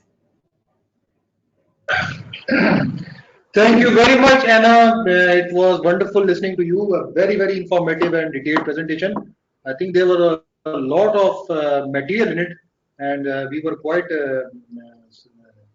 happy to hear from you those aspects of the solar PV technology. So, Anna, my the first question which have arrived to us is from Mr. Roy Chaudhary from India, and he has asked a question that do you have a map of tariffs across Australia? He is interested in understanding the impact of solar PV on electricity tariffs. How has it impacted the market, and how have these tariffs reduced on the consumer's level? Okay, so I guess what's happened is that there was a recognition that we needed to provide more cost-reflective tariffs in order to, and really this is partly driven by the fact that we had really high uptake of air conditioning in Australia, which created very peaky load profiles, which meant that there was a really high level of investment in networks, which increased rapidly the bills of consumers, and so partly there was that concern, but at the same time we started to see technologies like including PV, but also batteries and emerging technologies that would allow consumers to do things on the demand side, which would be able to help to address this peakiness, so to move this peak load to other times of the day. So there was a recognition that we needed to have tariffs that could actually incentivize consumers to use the network more efficiently. And so there's now a process whereby every distribution network is now increasingly, when they have to propose their tariff structures to the Australian Energy Regulator, and they're now assessed. There's a new rule which requires their tariffs to be cost reflective. So you can see the different tariff structures that are being proposed in different areas. I don't actually have a map of that, but certainly what they're starting to move towards is the more cost-reflective tariffs. One of the problems that we do have, however, is that the retailers, which are actually interfacing with the customers, pass on the network tariffs, and there's no requirement for them to pass on this price signal.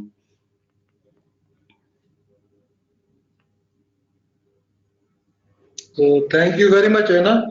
So now another question from one of my colleagues is that what are the general impacts of this rooftop solar on the distribution grid?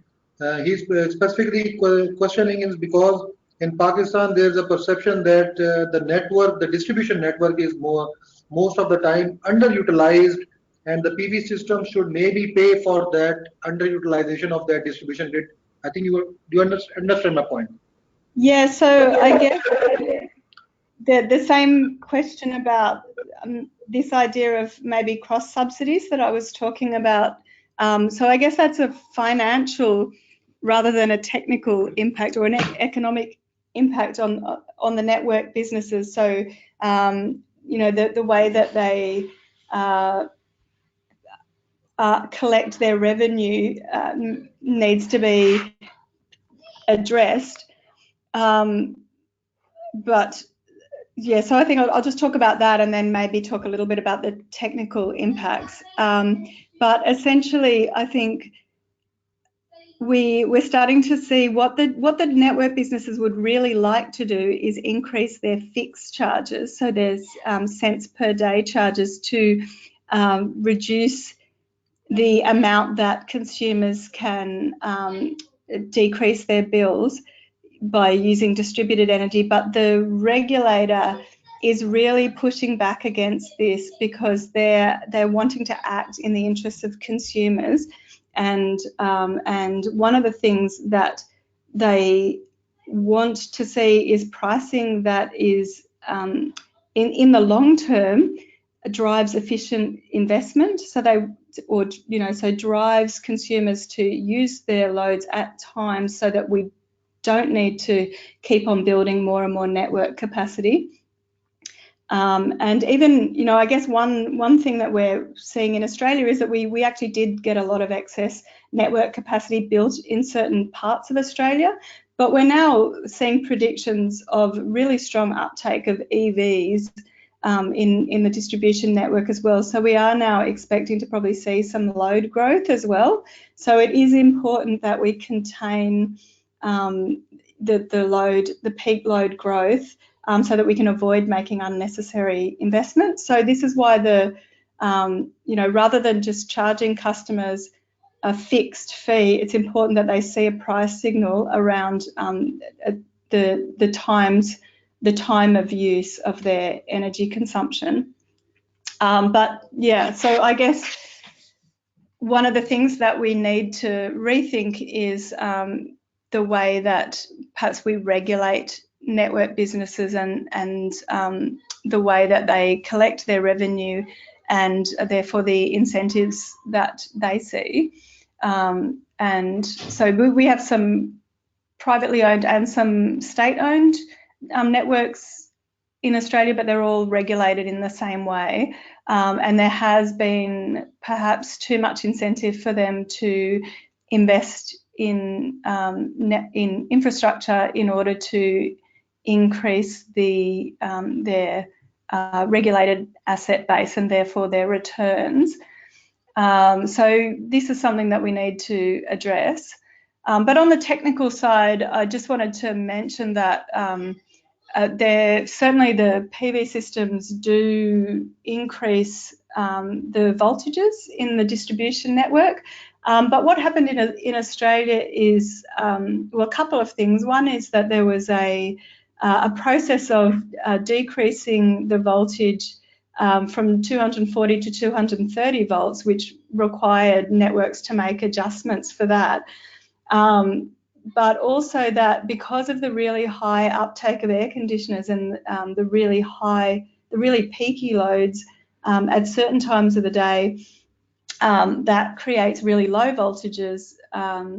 So there was a tendency for networks to set their voltages really high at the substation to avoid having really low voltages for the customers at the end of the feeders. So now we're starting to see PV coming in, and sometimes in some parts of the network, really, in the end, the impact that the air conditioners have on the voltages is much, much larger than the impact that the PV systems have on the voltages. But with the already high voltages, there's not much of a window for the PV to operate within. There isn't much voltage spare up voltage above the substation for the PV. Well, thank you very much. I think there is also an associated question to it. Normally in Pakistan also and in South Asian markets, we don't have those very strong or you'll call it reliable kind of distribution networks here. So if there is some kind of a power fluctuation on part of generation or transmission line, so it happens that there's a blackout of the power. So utilities are very careful not to come into such a kind of a position. So they are sometimes very afraid to increase the penetration of PV on these distribution network out of a fear that this might be affecting their own networks. So Mr. Rabiul Islam also asked the same question, that why are the DNPs limiting hosting the PV capacity, and do you think it's a constraint for the DNPs, this increase of renewable energy in their distribution network? I think you have already covered out most of the part of this question. Just from the technical aspect, if there is any, you think there is any problems as far as the utility is concerned. And second part of the question, he's referring to a news about the South Australians blackout due to wind farms. I don't know about which news he's referring to. If you have a comment, you can comment on that. Okay, so I guess essentially the reason why the networks have been trying to introduce these have been introducing hosting limits in certain areas is really just around voltage. So what you're talking about is probably more issues around, so when, blackouts, for instance, what happened in South Australia was there was a loss of a major piece of equipment. So some transmission towers were blown over in really strong wind. So there was a system security event, so a really huge fluctuations in voltage and frequency occurred in different parts of the network. And there was a whole range of factors that actually contributed to that blackout. So I think if you look at the reports from the energy market operator, it's pretty clear that it wasn't caused by the wind farms, and there was a whole range of issues. The loss of the main interconnector with Victoria due to it being overloaded. There was some gas generators that failed to come online to provide spinning reserve, and there was some settings in some of the wind farms which meant that they disconnected to protect themselves, but it was later recognised that they could have been set up differently to actually ride through for longer, and then to provide more assistance to the power system during that event. So these changes have already been made to wind farms in other countries, including in Europe, these ride-through provisions, and it's since been recognised that the energy market operator probably should have required for those wind farms to have those ride-through provisions. But I guess essentially there's some the challenges are more significant for managing the voltage when you do have a long stringy feeders, so in more remote areas. And certainly we have in Australia quite a lot of experience of PV hybrid, PV on hybrid mini grids in remote areas as well, and that there's certainly some more challenges in managing the variability in those small power systems where you have a lot less diversity in the supply options. And yeah, but that's I think a different situation, and but it's also one where there's a huge value in using renewable energy to really reduce the costs in those remote areas where you do tend to have really expensive diesel generators operating. Well, thank you very much. And to just add up a little bit, in Pakistan, we have been in the process of approving the policy. I've heard that the policy is already approved that for importing the electric vehicles, the duties and taxes have been removed. So people here have the opinion that with the induction of these electric vehicles into the market, there might be a little bit overload on the distribution networks also because of recharging of those electric vehicles. Just a very small comment from your side. Do you have any study or do you have any experience in the Australian market regarding these electric vehicles charging? So we don't have much very high penetration of electric vehicles right now in Australia. We've actually probably been lagging a bit in that respect. But there's certainly been research done looking at the impact of uncontrolled EV charging, and comparing that with the load profile where charging is more optimized. And so I think there's a lot of opportunities there to actually think about those batteries as a resource, both as a demand response resource, really by shifting the charging load around, and also, maybe potentially in the future, depending on what consumers want, if they're willing to offer it, but potentially vehicle to grid services as well, whether it's delivering energy or other network services. Yes, I think that's a very relevant answer. We have been asked two, three participants have asked us about a question that what should be the specific policy as far as Pakistan is concerned, how to increase the deployment of renewables as far as key policies are concerned. So they're asking you about the specific policy. To my understanding, it all depends on the maturity of the power sector, and each country has its own dynamics, its own issues, its own level of its maturity. So you can't pinpoint any specific policy to a specific country. So if you can put in your comments on that one. Yeah, I guess I would agree with that. I think certainly that you know, in the beginning in Australia with the utility scale renewables, we did need that we had problems with our demonstration and grants programs, but we really did need that learning to bring down the price in the beginning.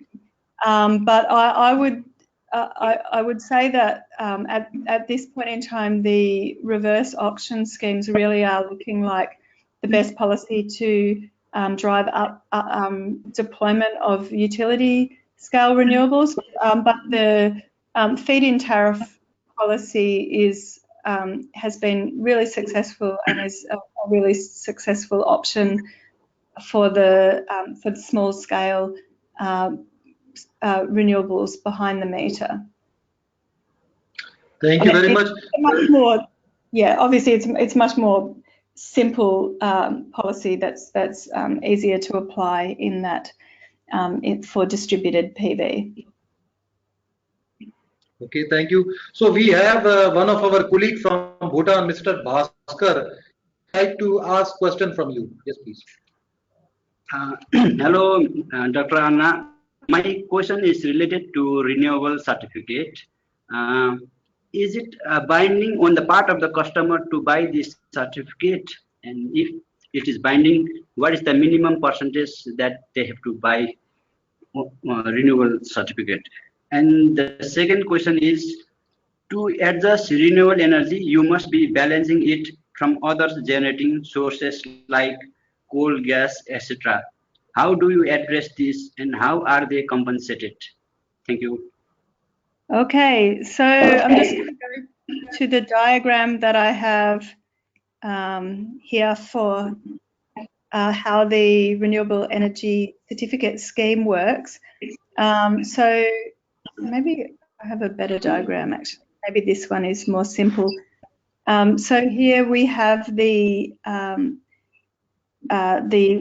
power stations, the renewable energy power stations. They generate the certificates, and the liable entities are actually the retailers, and they need to purchase the certificates. So the power stations produce the certificates, and there's a regulator that the clean energy regulator that manages the REC registry, and the liable entities need to purchase those certificates, and the percentage, they need to have a certain percentage, a certain number of certificates equal to the target in each year. So the target changes in every year, so ramping up to our ultimate target, which is actually 33,000 gigawatt hours, which is the target.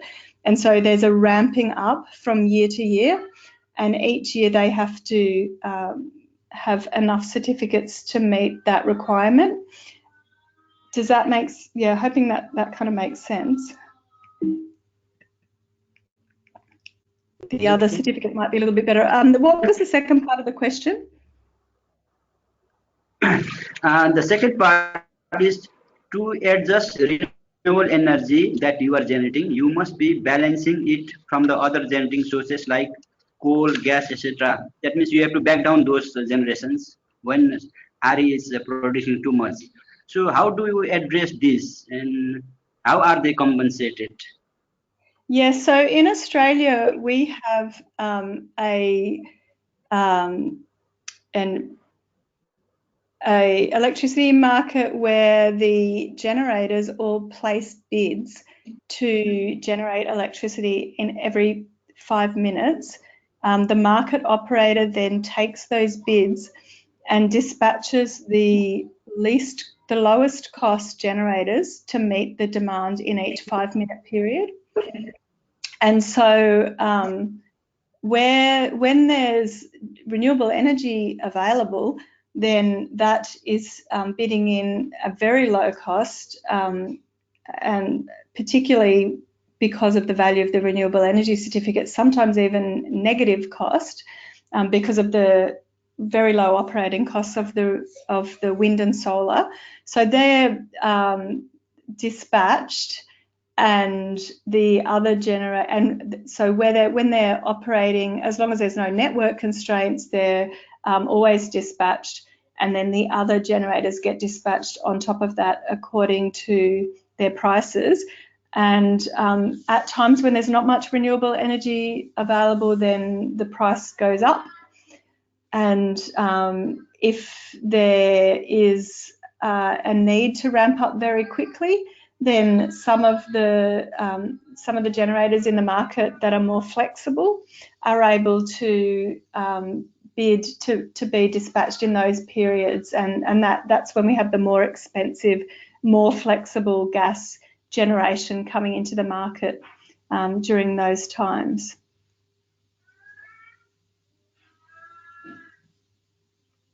Thank you very much, Anna. So what I understand is that normally this Australia for backup of our RE, they normally use these gas-based generators through this open market, right? Yeah. So coal and gas with providing flexibility. And then we actually do also have another set of ancillary services markets, including markets to provide flexibility over shorter time periods within 5 minutes. And so there's another there's another auction process where generators that can provide this flexibility can bid into those frequency control ancillary services markets. And so typically the participants in those markets are also the more flexible generators like these gas generators, and we've just started to more recently see this flexibility being provided by batteries. We've had a utility scale battery, which Adrian might mention, and also demand response bidding into these frequency control markets as well. Thank you very much, Anna. It was wonderful listening to you, responding to. I even have still got like 3 to 4 questions, so I will try to address them at the knowledge sharing session with you if you are available. Otherwise, Michael, or maybe then we can send you via email if those questions are left behind. So my apologies to the participants if their questions remain unanswered. We will definitely try to address them by the end of in our knowledge sharing session or afterwards on the email. So thank you very much, Anna, for your very good presentation and very interesting kind of a question answer session. And we would now move on towards our next presenter. Let me see if Michael is there.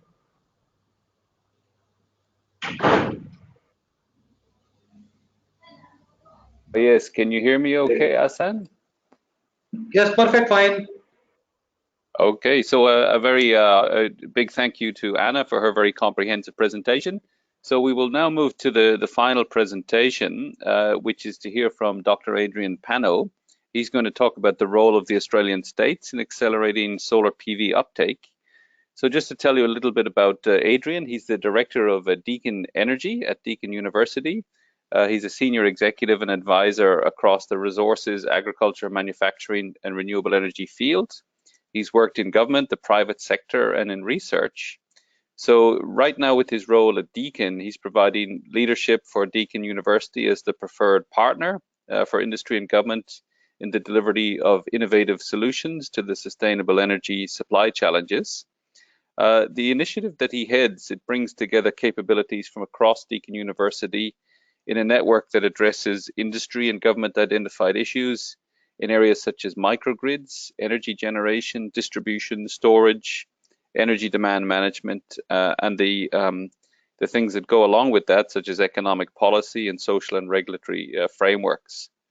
So he does have hands-on practical responsibilities with his role, because right now he's looking after the delivery of a 7.25 megawatt solar and storage microgrid at the campus near Melbourne.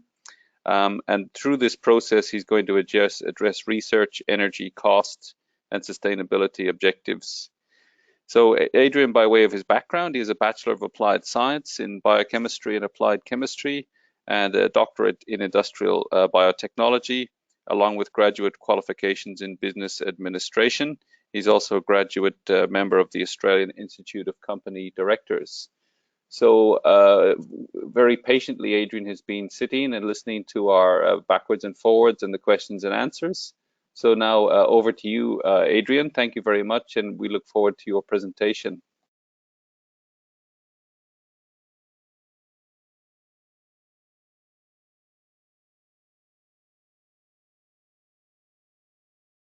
Adrian, probably you have self-muted yourself. Can you unmute yourself?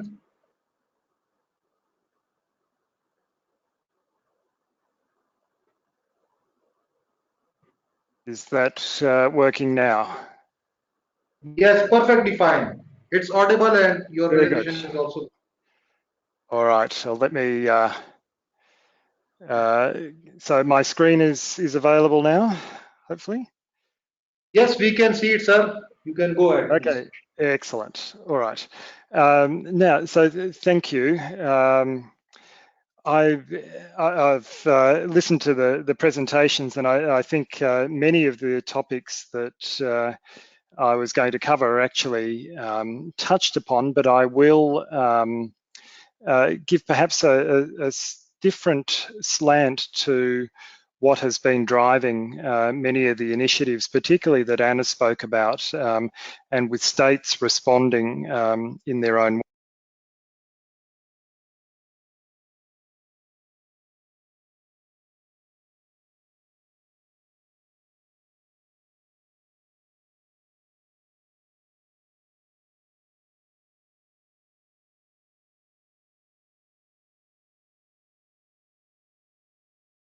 I think we have lost.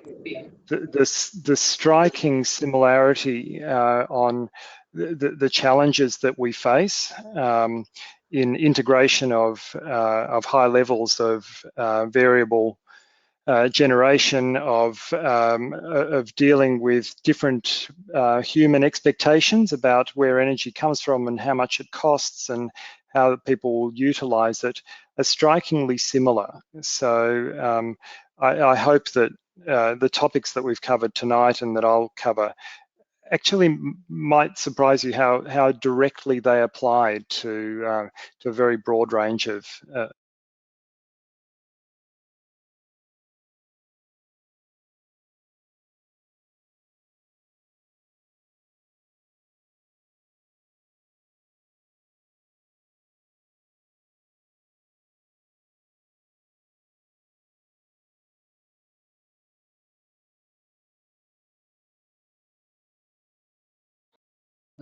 Adrian, might if I interrupt, your voice is not coming up. It's not audible. Your presentation is clear. We can see it, but we cannot hear you properly. It's showing up as being very loud for me. Now it's okay, but previously there was a lag of like 5 to 6 seconds. Please go ahead. Okay.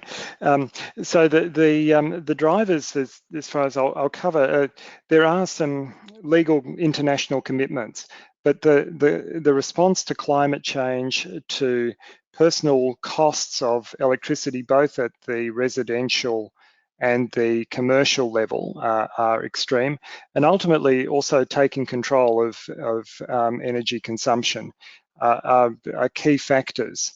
We've covered off the highest level, and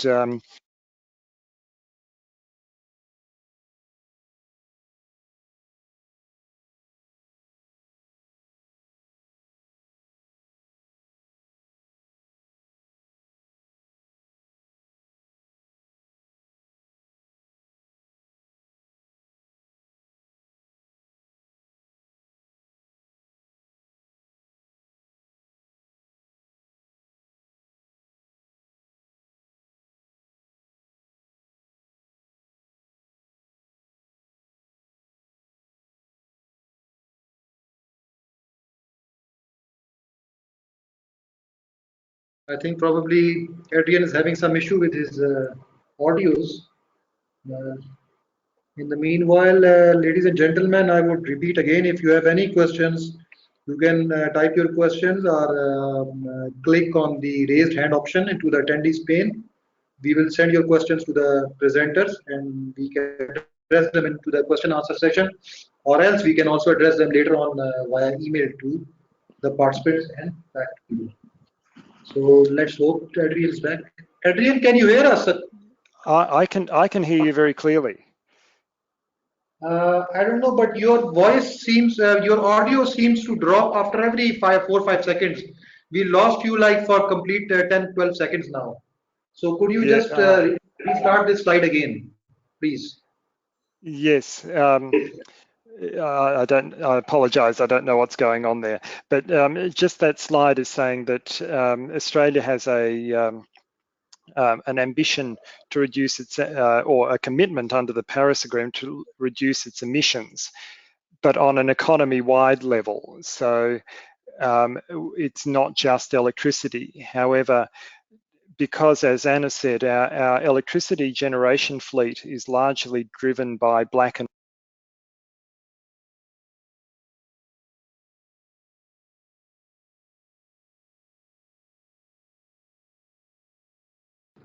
let's see if that does that help. I've changed microphone, so the ability to influence our overall emissions is influenced most greatly by changing our electricity generation mix, because we are so driven at the moment by black and brown coal generation. So electricity has been a particular focus point. I will move on quite quickly, and some of these slides Anna has already used because someone has prepared them on our behalf, which is wonderful of them. The importance of this slide is not so much that we've achieved different things in different states. It's that the different policies and the different drivers across a single nation makes investment very, very uncertain. If you are a solar developer and you're looking at projects in Australia from overseas, what you really are looking at is a collection of not a single approach to policy, but one that is spread across seven states, or 6 states and 2 territories. And each one of them has a different approach to policy, and even if the policies like a feed-in tariff sound similar, the detail may be quite different, where some have been gross feed-in tariffs, others have been net feed-in tariffs. And the ultimate result, and particularly at a national level, if there is uncertainty at a national level on policy, what we've seen, and Anna's slide quite clearly demonstrated the peaks and the troughs of investment as investors wait to understand what their certainty is or what the investment environment is. And at the same time, other nations internationally are pursuing very similar goals. So an international investor has many options as to where they'll go, and that has been a critical influence for how our projects have been developed. That being said, there has obviously been a very significant driver for government to act, and it's very personally, I sometimes think, is the message that we're trying to put across, is it something that only a very small number of people care about? And this slide and the logo may or may not be familiar to Michael as one of the organisations he previously worked with, Sustainability Victoria, is a Victorian state government group agency, and this survey was conducted last year.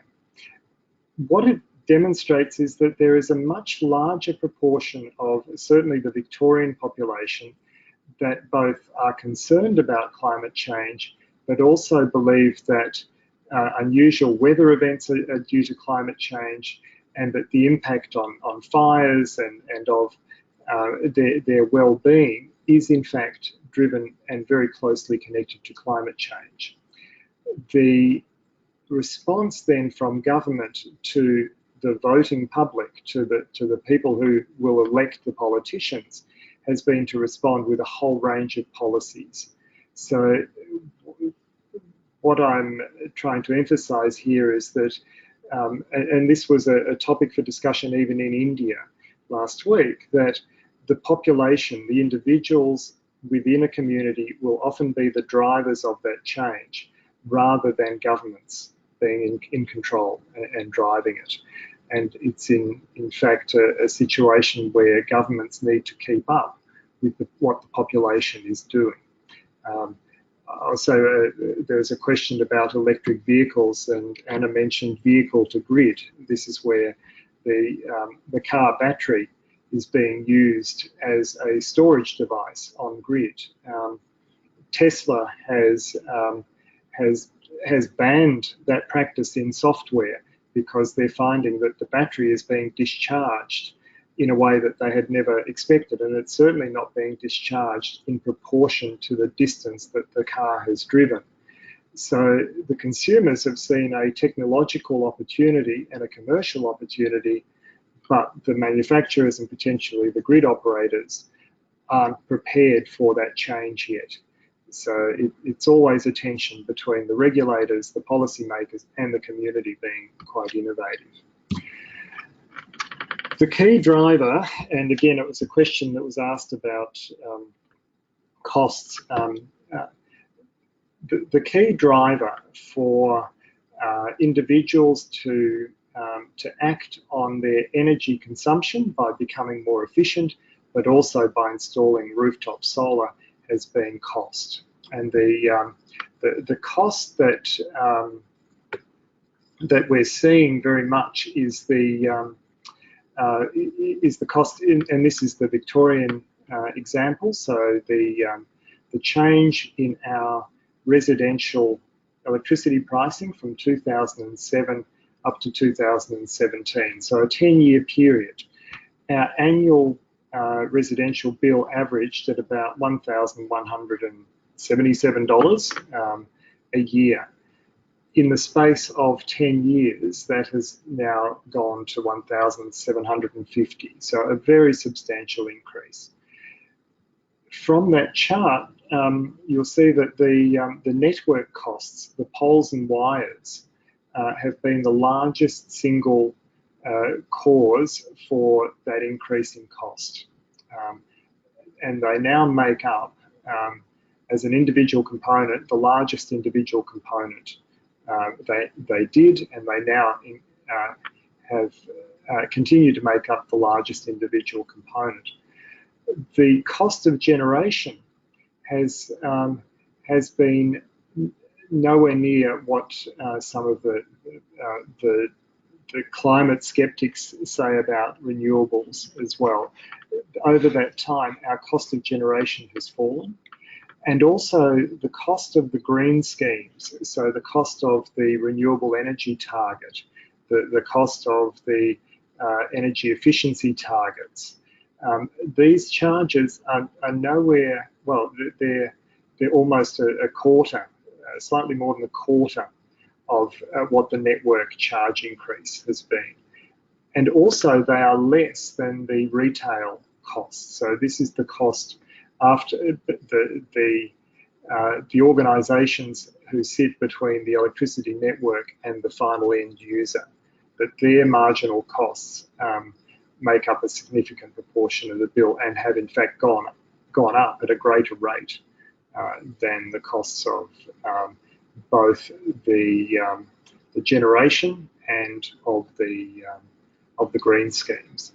So that enormous increase in cost and the energy use, and still is a small proportion of residential household expenditure, but it has moved by from being 2.5% to 3%. a very significant increase in absolute value rather than just proportion. So it is being felt, and consumers are responding to that. They, this slide, I don't intend you to read the words, and I knew that Anna was going to cover it and has covered all of the feed-in tariff changes.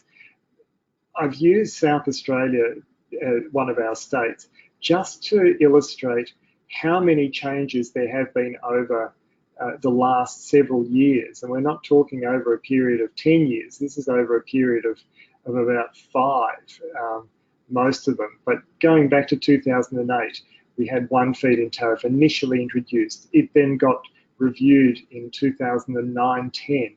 It was then changed in 2011. So the point of this slide is that there have been so many changes over a short period of time that investment is difficult. And if investment is difficult, the risk margin that the investor will build in to their pricing is significant. So the more certainty that governments can provide, and it's not saying that feed-in tariffs, for example, will never change.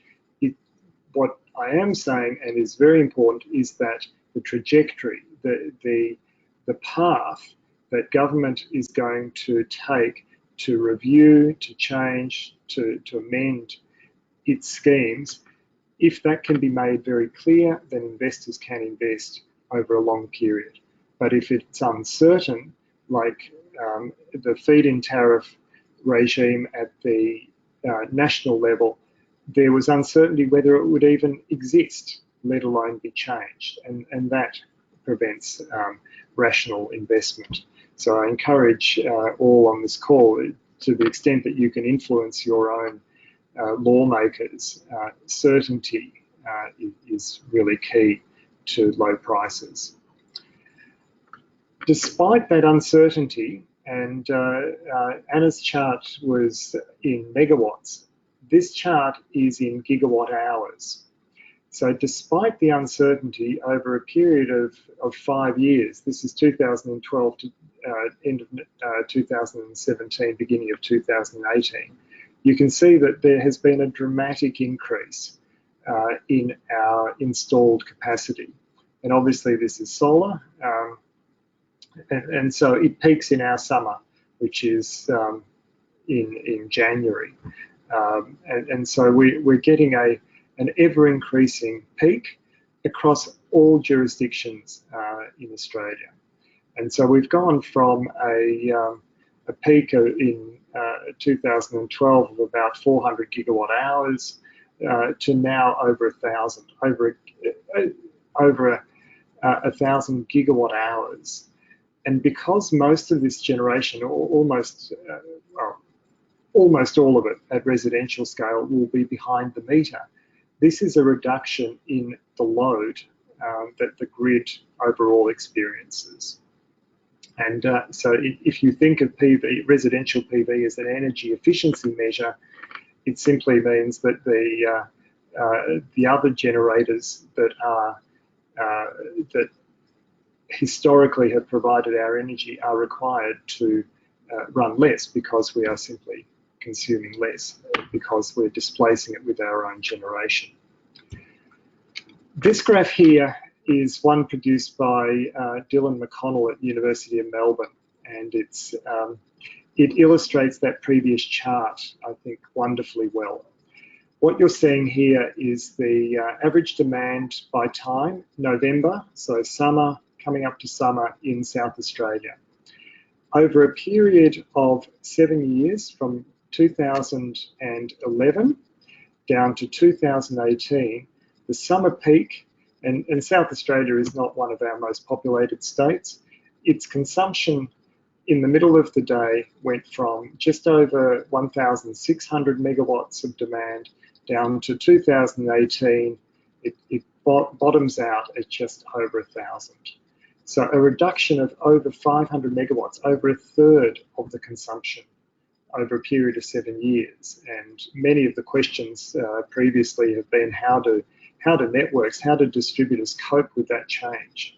Well, the answer is that they're struggling to do that. Technology is assisting enormously, but they are coping, and some has required new investment, others has required less investment and closing down of some power stations. Now, a peak that we're seeing at midnight here, and I'm hoping that my mouse is showing it, but at midnight there is a peak, and if we were live in this discussion, I would be asking the audience what that peak represents. But given the situation, that is an electric hot water peak. In South Australia, historically, electric hot water units were timed as a controlled load to operate at midnight in order to allow the coal-fired generator to have enough load at night to keep operating. Now, the coal-fired generator has closed. South Australia is now gas, wind and solar, and a very strong, or a medium strength interconnected to Victoria. But the question now arises, with the reduced demand in the middle of the day, does this peak actually need to still happen? Why would electric hot water not run and have a smart inverter and smart control system that would enable it to run during the day? And that is a question that is obviously at the front of mind for network planners and for retailers, because as this peak drops, and you can see that it's now a similar size peak to the one that occurs at 3 o'clock in the morning, you could retime controlled loads to make use of that. Now, that's South Australia. I'll just touch on Queensland, one of our northern states that has a very high penetration of solar, still has a large amount of coal. This graph I've included because it obviously shows some movement over that time, but it's not really clear that solar has had much of an impact. And that is largely because the load overall has gone up, and the throwaway line, and Anna has touched on it, is cheap Chinese air conditioners. And I don't mean that in a derogatory term, it's that air conditioners used to be a very expensive form of cooling. Not many people had them. Houses were designed to stay cool, and as a population, we were happy enough to have a bit more warmth in the summer. Because the price of air conditioning units has fallen so dramatically, much more air conditioning is now installed, and houses have become designed for that. So if we normalize the load, we get our graph back. So here, rather than having a reduction, an increase in load hiding the overall graph, normalize the load for a 3 a.m. load. You can again see, even in Queensland, completely different population and source of generation, which is still black coal driven. Exactly the same issue arises. We have a reduction in the afternoon peak. It's earlier in the day in Queensland. They are further north, and we're seeing a different profile. But it's very clear, and again, an enormous reduction over a short period of time. This is the most current installed capacity across different states. The small-scale installations, the report from October to December 2018. The number of rooftop installations is enormous. It is in Queensland in that quarter, over 16,000. New South Wales, same number. In Victoria, almost 20,000 systems were installed in that period. So we're not seeing a decrease in number. We're seeing an acceleration, and it brings into question why that's happening. Now, this next slide, these suburban names, these areas in each of the states and territories obviously won't mean a great deal to most of the audience. I've included them so I can say, mention the dot points on the right. These suburbs are not the traditional high net worth suburbs. They are growth areas where there is a lot of housing construction. These are, in some cases, old suburbs that are being renewed. They are suburbs where many of the residents have high mortgages. They owe money to the bank for their house. And they have also, particularly in Victoria, some of these suburbs have had very high levels of marketing by solar installers. And so those 5 dot points have really driven the installation of solar hot water, but particularly PV. So cost of living, the installation has now become so inexpensive that we say it can be put on the credit card. So you can have that installation done and not significantly change your household expenditure.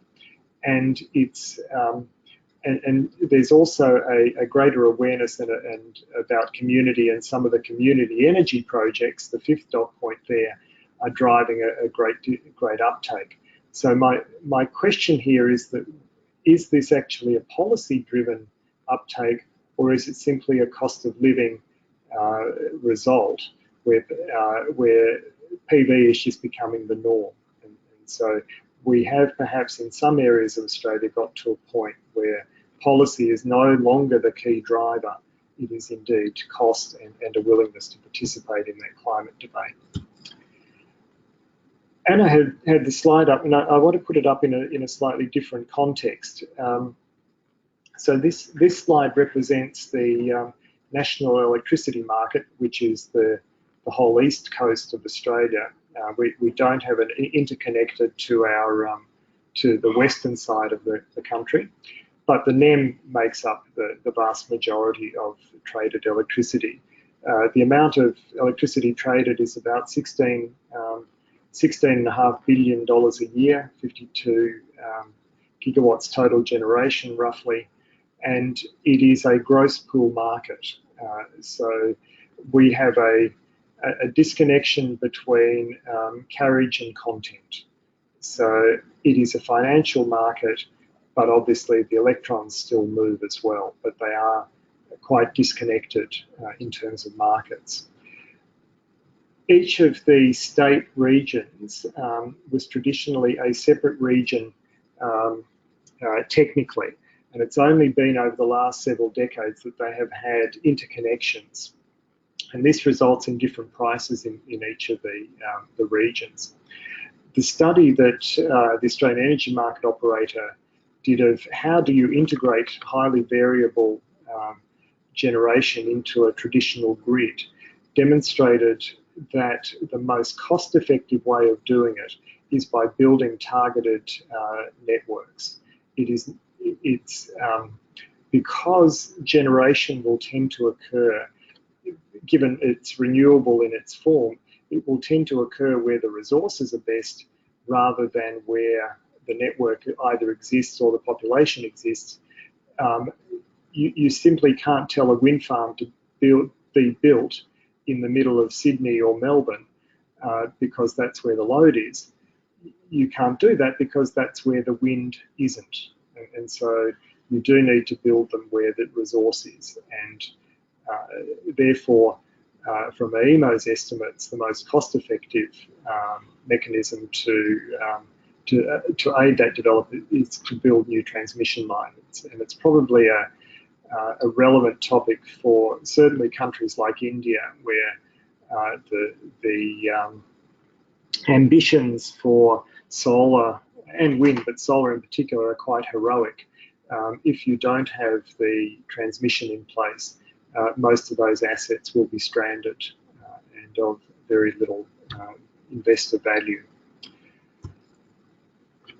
I'll now touch on last few slides around particularly the Victorian state government programs that have come out in the last couple of months. We had a state election in November last year, and there were a number of programs that were initiated and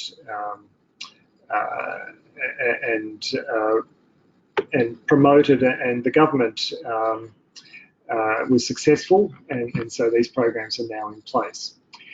The first one is solar homes, and that's what the program is called. So this is, if you think back to my original points, why are we seeing these dramatic changes? I think that these are quotes from the actual policy that the government has put in place. Solar Homes package is about giving Victorians greater control over their household bills. So it's the combination of control and bills. The policy itself is a 50% rebate on the cost of a 4 kilowatt PV system. So it's current, we're at about $1,000 a kilowatt, dollar a watt, fully installed in Australia. So the government will pay half of that. And also for solar hot water, it will provide up to a $1,000 rebate. The benefits and the rationale for this policy is that, again, households will be able to save money. About $890 a year off that bill, if you remember, is averaging at about $1,700, so almost half the bill. The solar hot water, again, a saving of between $160 and $400. With a system being relatively inexpensive in Australian terms, at 4 kilowatts, there is a legitimate question to ask whether government needs to subsidise a system going forward. Is it sufficiently inexpensive and the returns are sufficient that consumers will install themselves? And that remains an open question, and it's one that I think is a balance between politics and commercial reality that will be different in every jurisdiction. Every country will have a different balance, but it ultimately is that balance that comes into play. The second scheme that was rolled out is one that has caused enormous political pain in Australia. In some areas, there is a very high proportion of rental accommodation, so people not owning their own homes, but in fact renting them, either because they have a financial situation where that is where they are, or alternatively they choose to rent. So a program was put in place in Victoria that is finding a way to subsidise renters to have solar panels put on properties where that's possible to do. So this is if you're renting a house, then you are subsidised a similar amount, $2,000. The landlord is provided with an interest-free loan, and the renters pay the equivalent of that $4,000 system of $250 a year for 4 years. Again, an interest-free loan.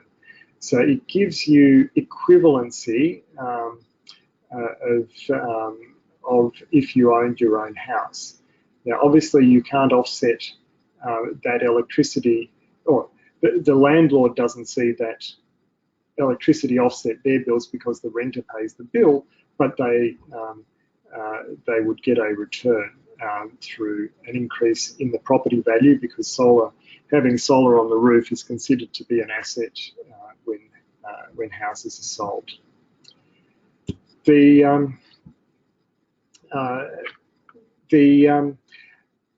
third part of the solar programs that was rolled out last year by the government is again one that Anna has touched on, and it is at the large scale.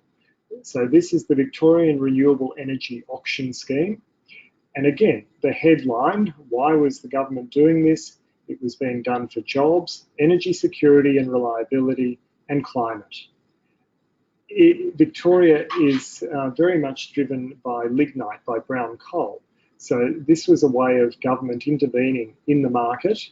We had one of our large generators close. The government intervened in the market through a reverse auction. It brought forward far greater number of bids into that auction than they expected, but these are the 6 projects that were successful. 3 wind farms and 3 solar plants. I can confirm so Deakin is one of the requirements for participation in that scheme was that there was both local content and both local research. And so Deakin is the research partner for 2 of the wind farms, one in an area of carbon fibre development, and in another one it's on remote monitoring, on drones, on UAVs, community engagement around virtual reality of how do you model those wind farms. So I can confirm that the prices out of that auction were between $54 and $58 per megawatt hour, effectively unsubsidised, so without certificates. And surprisingly, solar was very similar to wind, whereas only a couple of years ago, solar was significantly higher in cost than wind. Contract for difference, it provided investment certainty, and the benefits of this unsubsidised low rate estimated by government is $30 a year for households and $2,500 in reduction of electricity bills for businesses, and $140,000 a year reduction for large consumers of electricity, all because these projects will depress wholesale electricity prices. The construction of those projects hasn't been without challenges for the network, particularly the solar projects, because that part of the state, even though it has a 220 kilovolt grid through it, there is no load in that part of the state, or minimal load in that part of the state. And so that network is needing to be strengthened so that the solar plants aren't constrained off.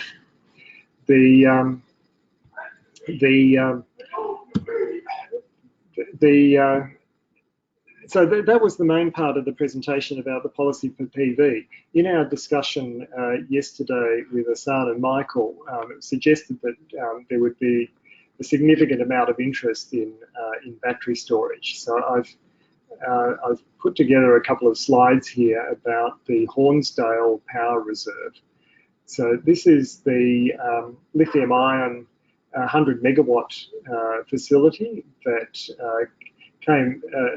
entered the market last year in 2018.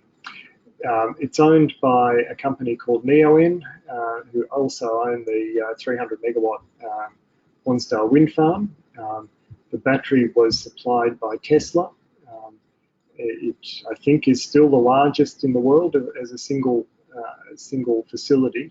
So 100 megawatt capacity with an energy storage capacity of 129 megawatts. One of the one of the elements that made it cost effective was that it is sharing a high voltage connection with the wind farm, and it's a challenge for renewable projects. As they get cheaper, the balance of system and particularly the network connection is a very significant cost. So by sharing it, it has been able to reduce its overall cost. The way that the commercial arrangements for that battery are written is that 70 megawatts of that 100 is designated for system security, and these were contracted by the South Australian state government. After the collapse of the transmission line through the wind event, there was great nervousness from the state government that the lights would go out. And so they entered into this contract. 30 megawatts of the capacity and all bar 10 of the megawatt hours of storage is available to NEON for market participation. And so this is so that 70 megawatts is a guaranteed return, and the 30 megawatts, they effectively play the market and get whatever value they can.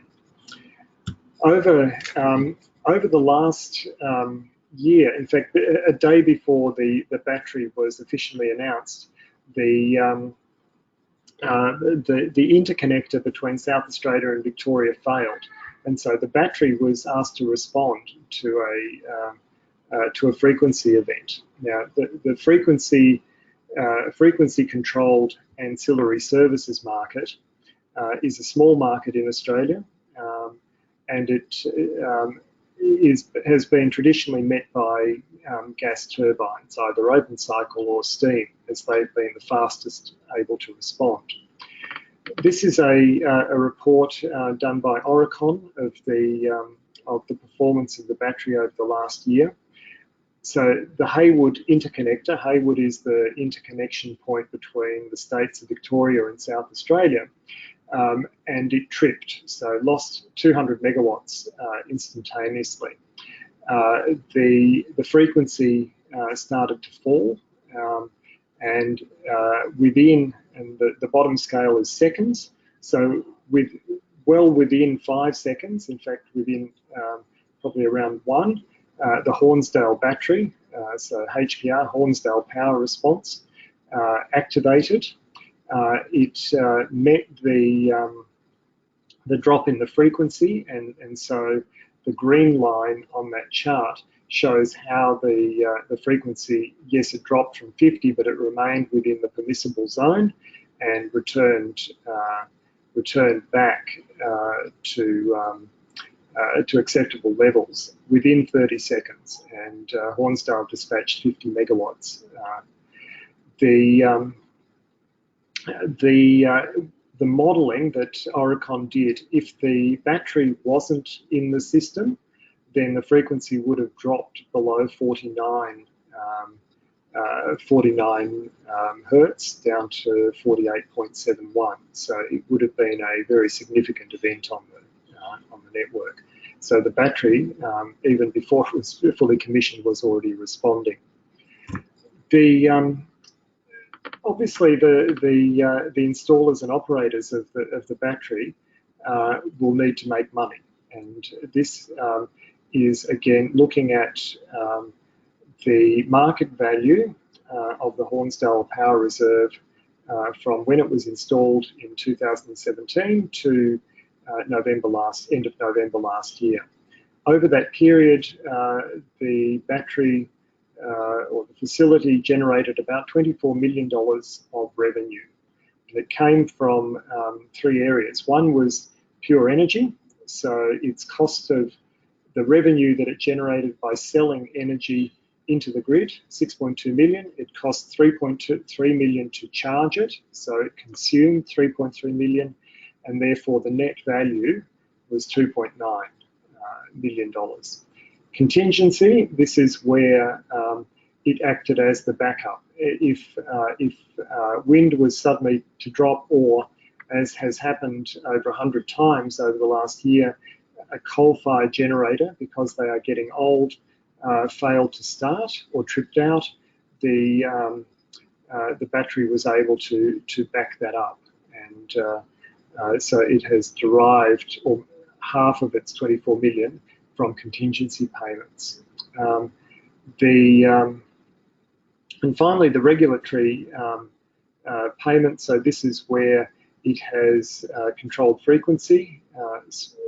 As I said, a very small market, but because of its ability to intervene, it has generated about $4 million of revenue. So it for a total cost of just over $90 million, over 1 year, it has generated a quarter of that. And so it's likely to be quite a profitable exercise. I'll finish off with a couple of slides. I realise we're running well over time. this is what frequency control and regulation looks like at the moment. So a large conventional steam turbine over a period of an hour. The green line, the dark green line, is the variations in the network, and the light green line is the ability of that steam turbine to respond to those changes. So fairly good response, but not exact. But it has been sufficient to keep the network stable because of the interconnected nature of the national grid. However, if we look at what the battery did over in exactly the same period over the space of 1 hour, you can see here that the power command, so this is the signals from the grid saying I need megawatts dispatched in order to keep the grid stable. The battery mirrored that requirement almost perfectly over the space of the hour. So compared to the two graphs where you had a fairly good response to a precise response, the difference is dramatic. The impact of that precision, though, is not valued in our market at the moment. And it is an area of intense policy development and technical development as we move from a half-hour settlement for cost down to a 5-minute settlement in the main market. But even in the frequency-controlled market, there hasn't been a premium paid for extremely fast response, and yet technology has enabled that. So I put these slides up as an image of reality, but also to encourage you to think about what that might mean in your own jurisdictions and how you might make use of that. I'll finish off with, Michael mentioned that I have responsibility for a project on our own campus. So this is a campus. So this project is really an integration of many of the issues that I've spoken about cost. The electricity cost for the university is about $10 million a year. And it is now significant enough that it's impacting on our ability to deliver education. So but this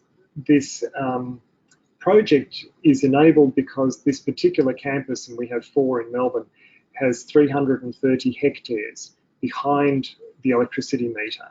So we have the land, but we also have consumption. So on this campus, we have 100 tonnes per year carbon fibre plant.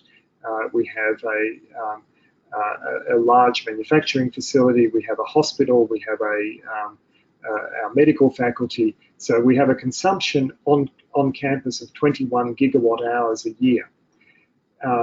We're building 7 megawatts of ground mount solar, megawatt size central battery, distribute another quarter of a kilowatt or more of, a quarter of a megawatt or more of distributed solar and smaller batteries across the campus with a visualization center. And so the whole project is about $20 million Australian. Our payback, we feel, will be within 10 years. It's longer than a traditional commercial project because it is very open and available for research, therefore not optimized for outcome. But its main value will be to control our peak demand, our demand charge, which is equivalent to a peak, or similar, is a way of networks responding to peak, and then even out our load across the day. So it's a project that is also being driven by costs. Our sustainability ambitions are to be carbon neutral by 2030, and this will immediately cut our emissions by half. So I will finish at that point, but just to emphasise that consumer costs, jobs, climate commitments are all things that drive a lot of policy development, and often they are the drivers of government towards policy development, not necessarily government being the drivers. And particularly in the storage space, Deakin has a very large group called Battery Hub, has about 60 researchers in electromaterials and batteries who are developing current and next generation batteries. So we have much to learn about how these new technologies will impact our grid, and it would be very efficient to be able to learn off each other. And so having this collaboration, and thank you to Hassan and Michael for creating the opportunity to have the discussion, because I think we genuinely can collaborate, because these issues are not competitive. They are, and they'll be solved through that cooperation. And so very, very grateful for the opportunity to have this discussion, and also look forward to the discussion tonight and going forward. Well, thank you very much, Adrian, for a very wonderful and informative presentation. I'm pretty sure all the participants must have enjoyed all the contents of your presentation.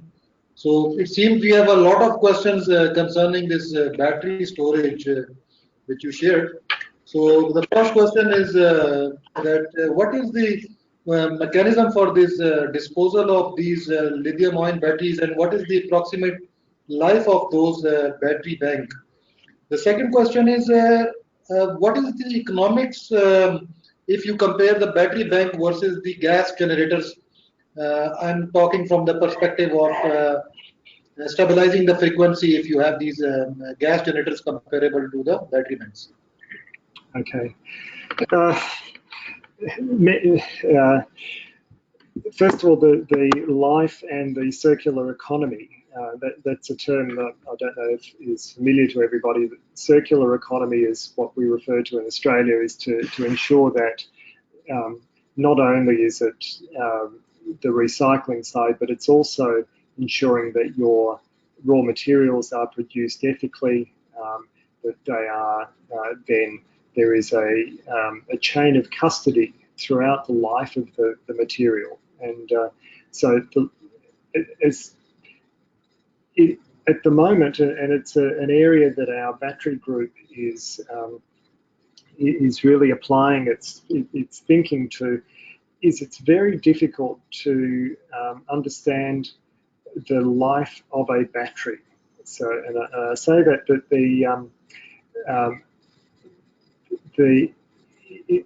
you can't look into a battery readily and say, well, this battery, because of its current chemistry, has only 20% of its life left. So they're looking at ways of how do you analyze a battery, obviously non-destructively, to understand that lifetime. So currently batteries are guaranteed for between 5 and 10 years, and that could be assumed to be a life. But in nearly all cases, and particularly in electric vehicles, the battery is considered to be end of life when it reaches 80% of its charging capacity. We're already seeing installations. I looked at one in University of California, San Diego, that BMW had put together using those end-of-life batteries in a second-life environment. So yes, it might have a lifespan of, let's say, 5 years in a car, but it might have a lifespan of another 10 years if it's used in a stationary environment. So it's a bit of a roundabout answer to say we don't really know, and that's a significant risk. But if you assume 5 to 10 years, most of the chemicals in the battery could be recycled, and for the larger installations, and the same for PV installations, the larger installations are simpler in terms of recycling because there is generally a single operator or a single owner, and so you can gather back the materials and the panels and take them to recycling. And most of the, certainly for our own microgrid development, we are every one of the suppliers has guaranteed both this chain of custody, but also have shown how they're going to recycle.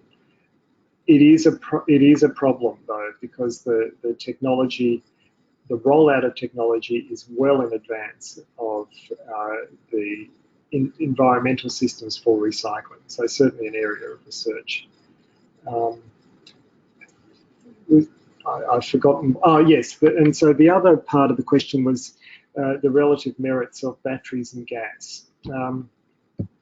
This is entirely an open question, and it comes down to these two charts, that one and that one. At the moment, the frequency control market in the NEM is only about $50 million, 50 million out of 16 billion, and gas has been the market that has met that. And then this other one around the contingency is a much bigger market, difficult to quantify, but again has been met with gas primarily.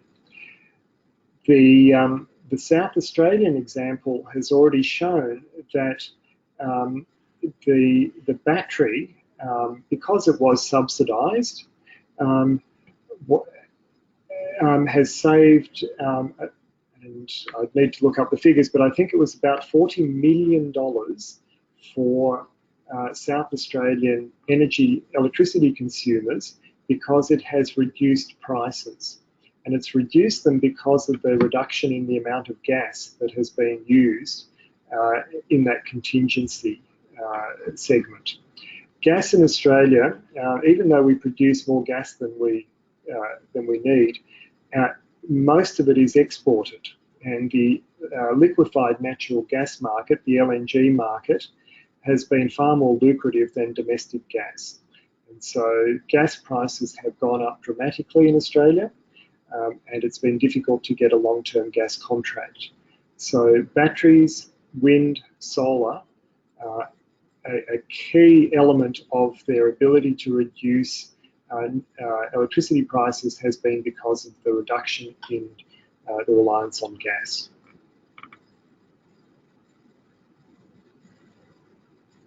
Thank you very much, Adrian. It really clarified it. So I have 2-3 more questions, but Adrian, I think we are very sorry, we are running out of time.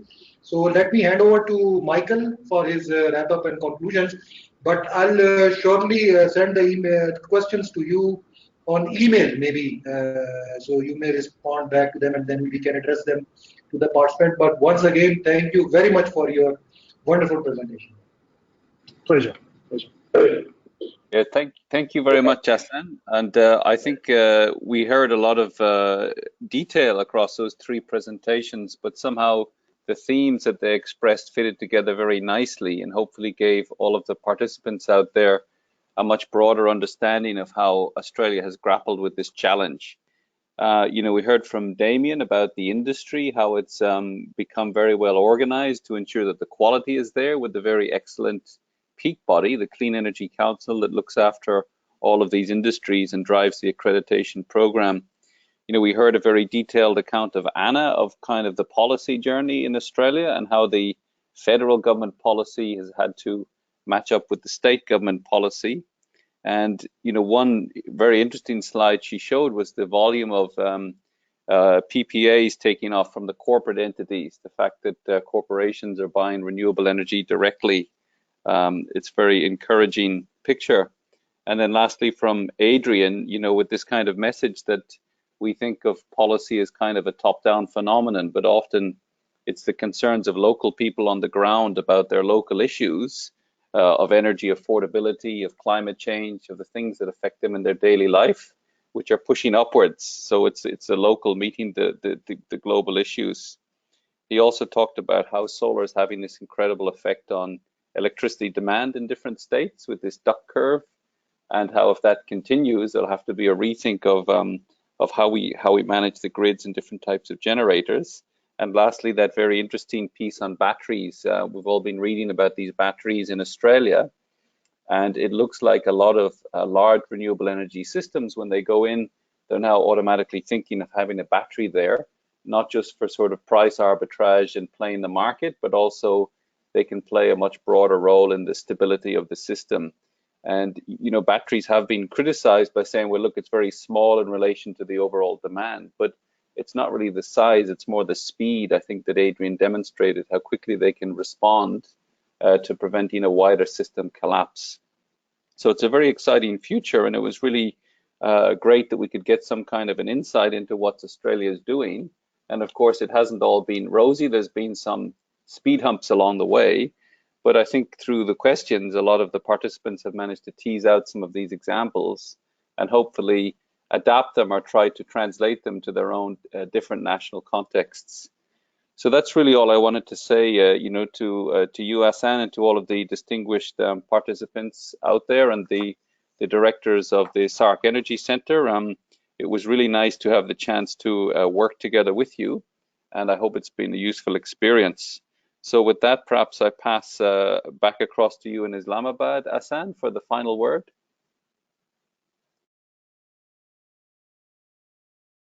Thank you very much, Michael. With this, ladies and gentlemen, I would like to conclude our webinar. Thank you everyone for attending today's session of the webinar. We had listened to some excellent presentations delivered by our distinguished presenters from Australia. We are also grateful to Michael Williamson from UNSC for providing encourage with the experts between SAARC and Australian experts. And all the presentations will be available on SAARC Energy Center's website very shortly. We would love to hear from you any suggestions and comments for further improvement, plus any suggested topics of your interest on to arrange similar future webinars. We would definitely gladly do that. With me signing out, thank you again for joining us today and looking forward to see you next time. Bye-bye.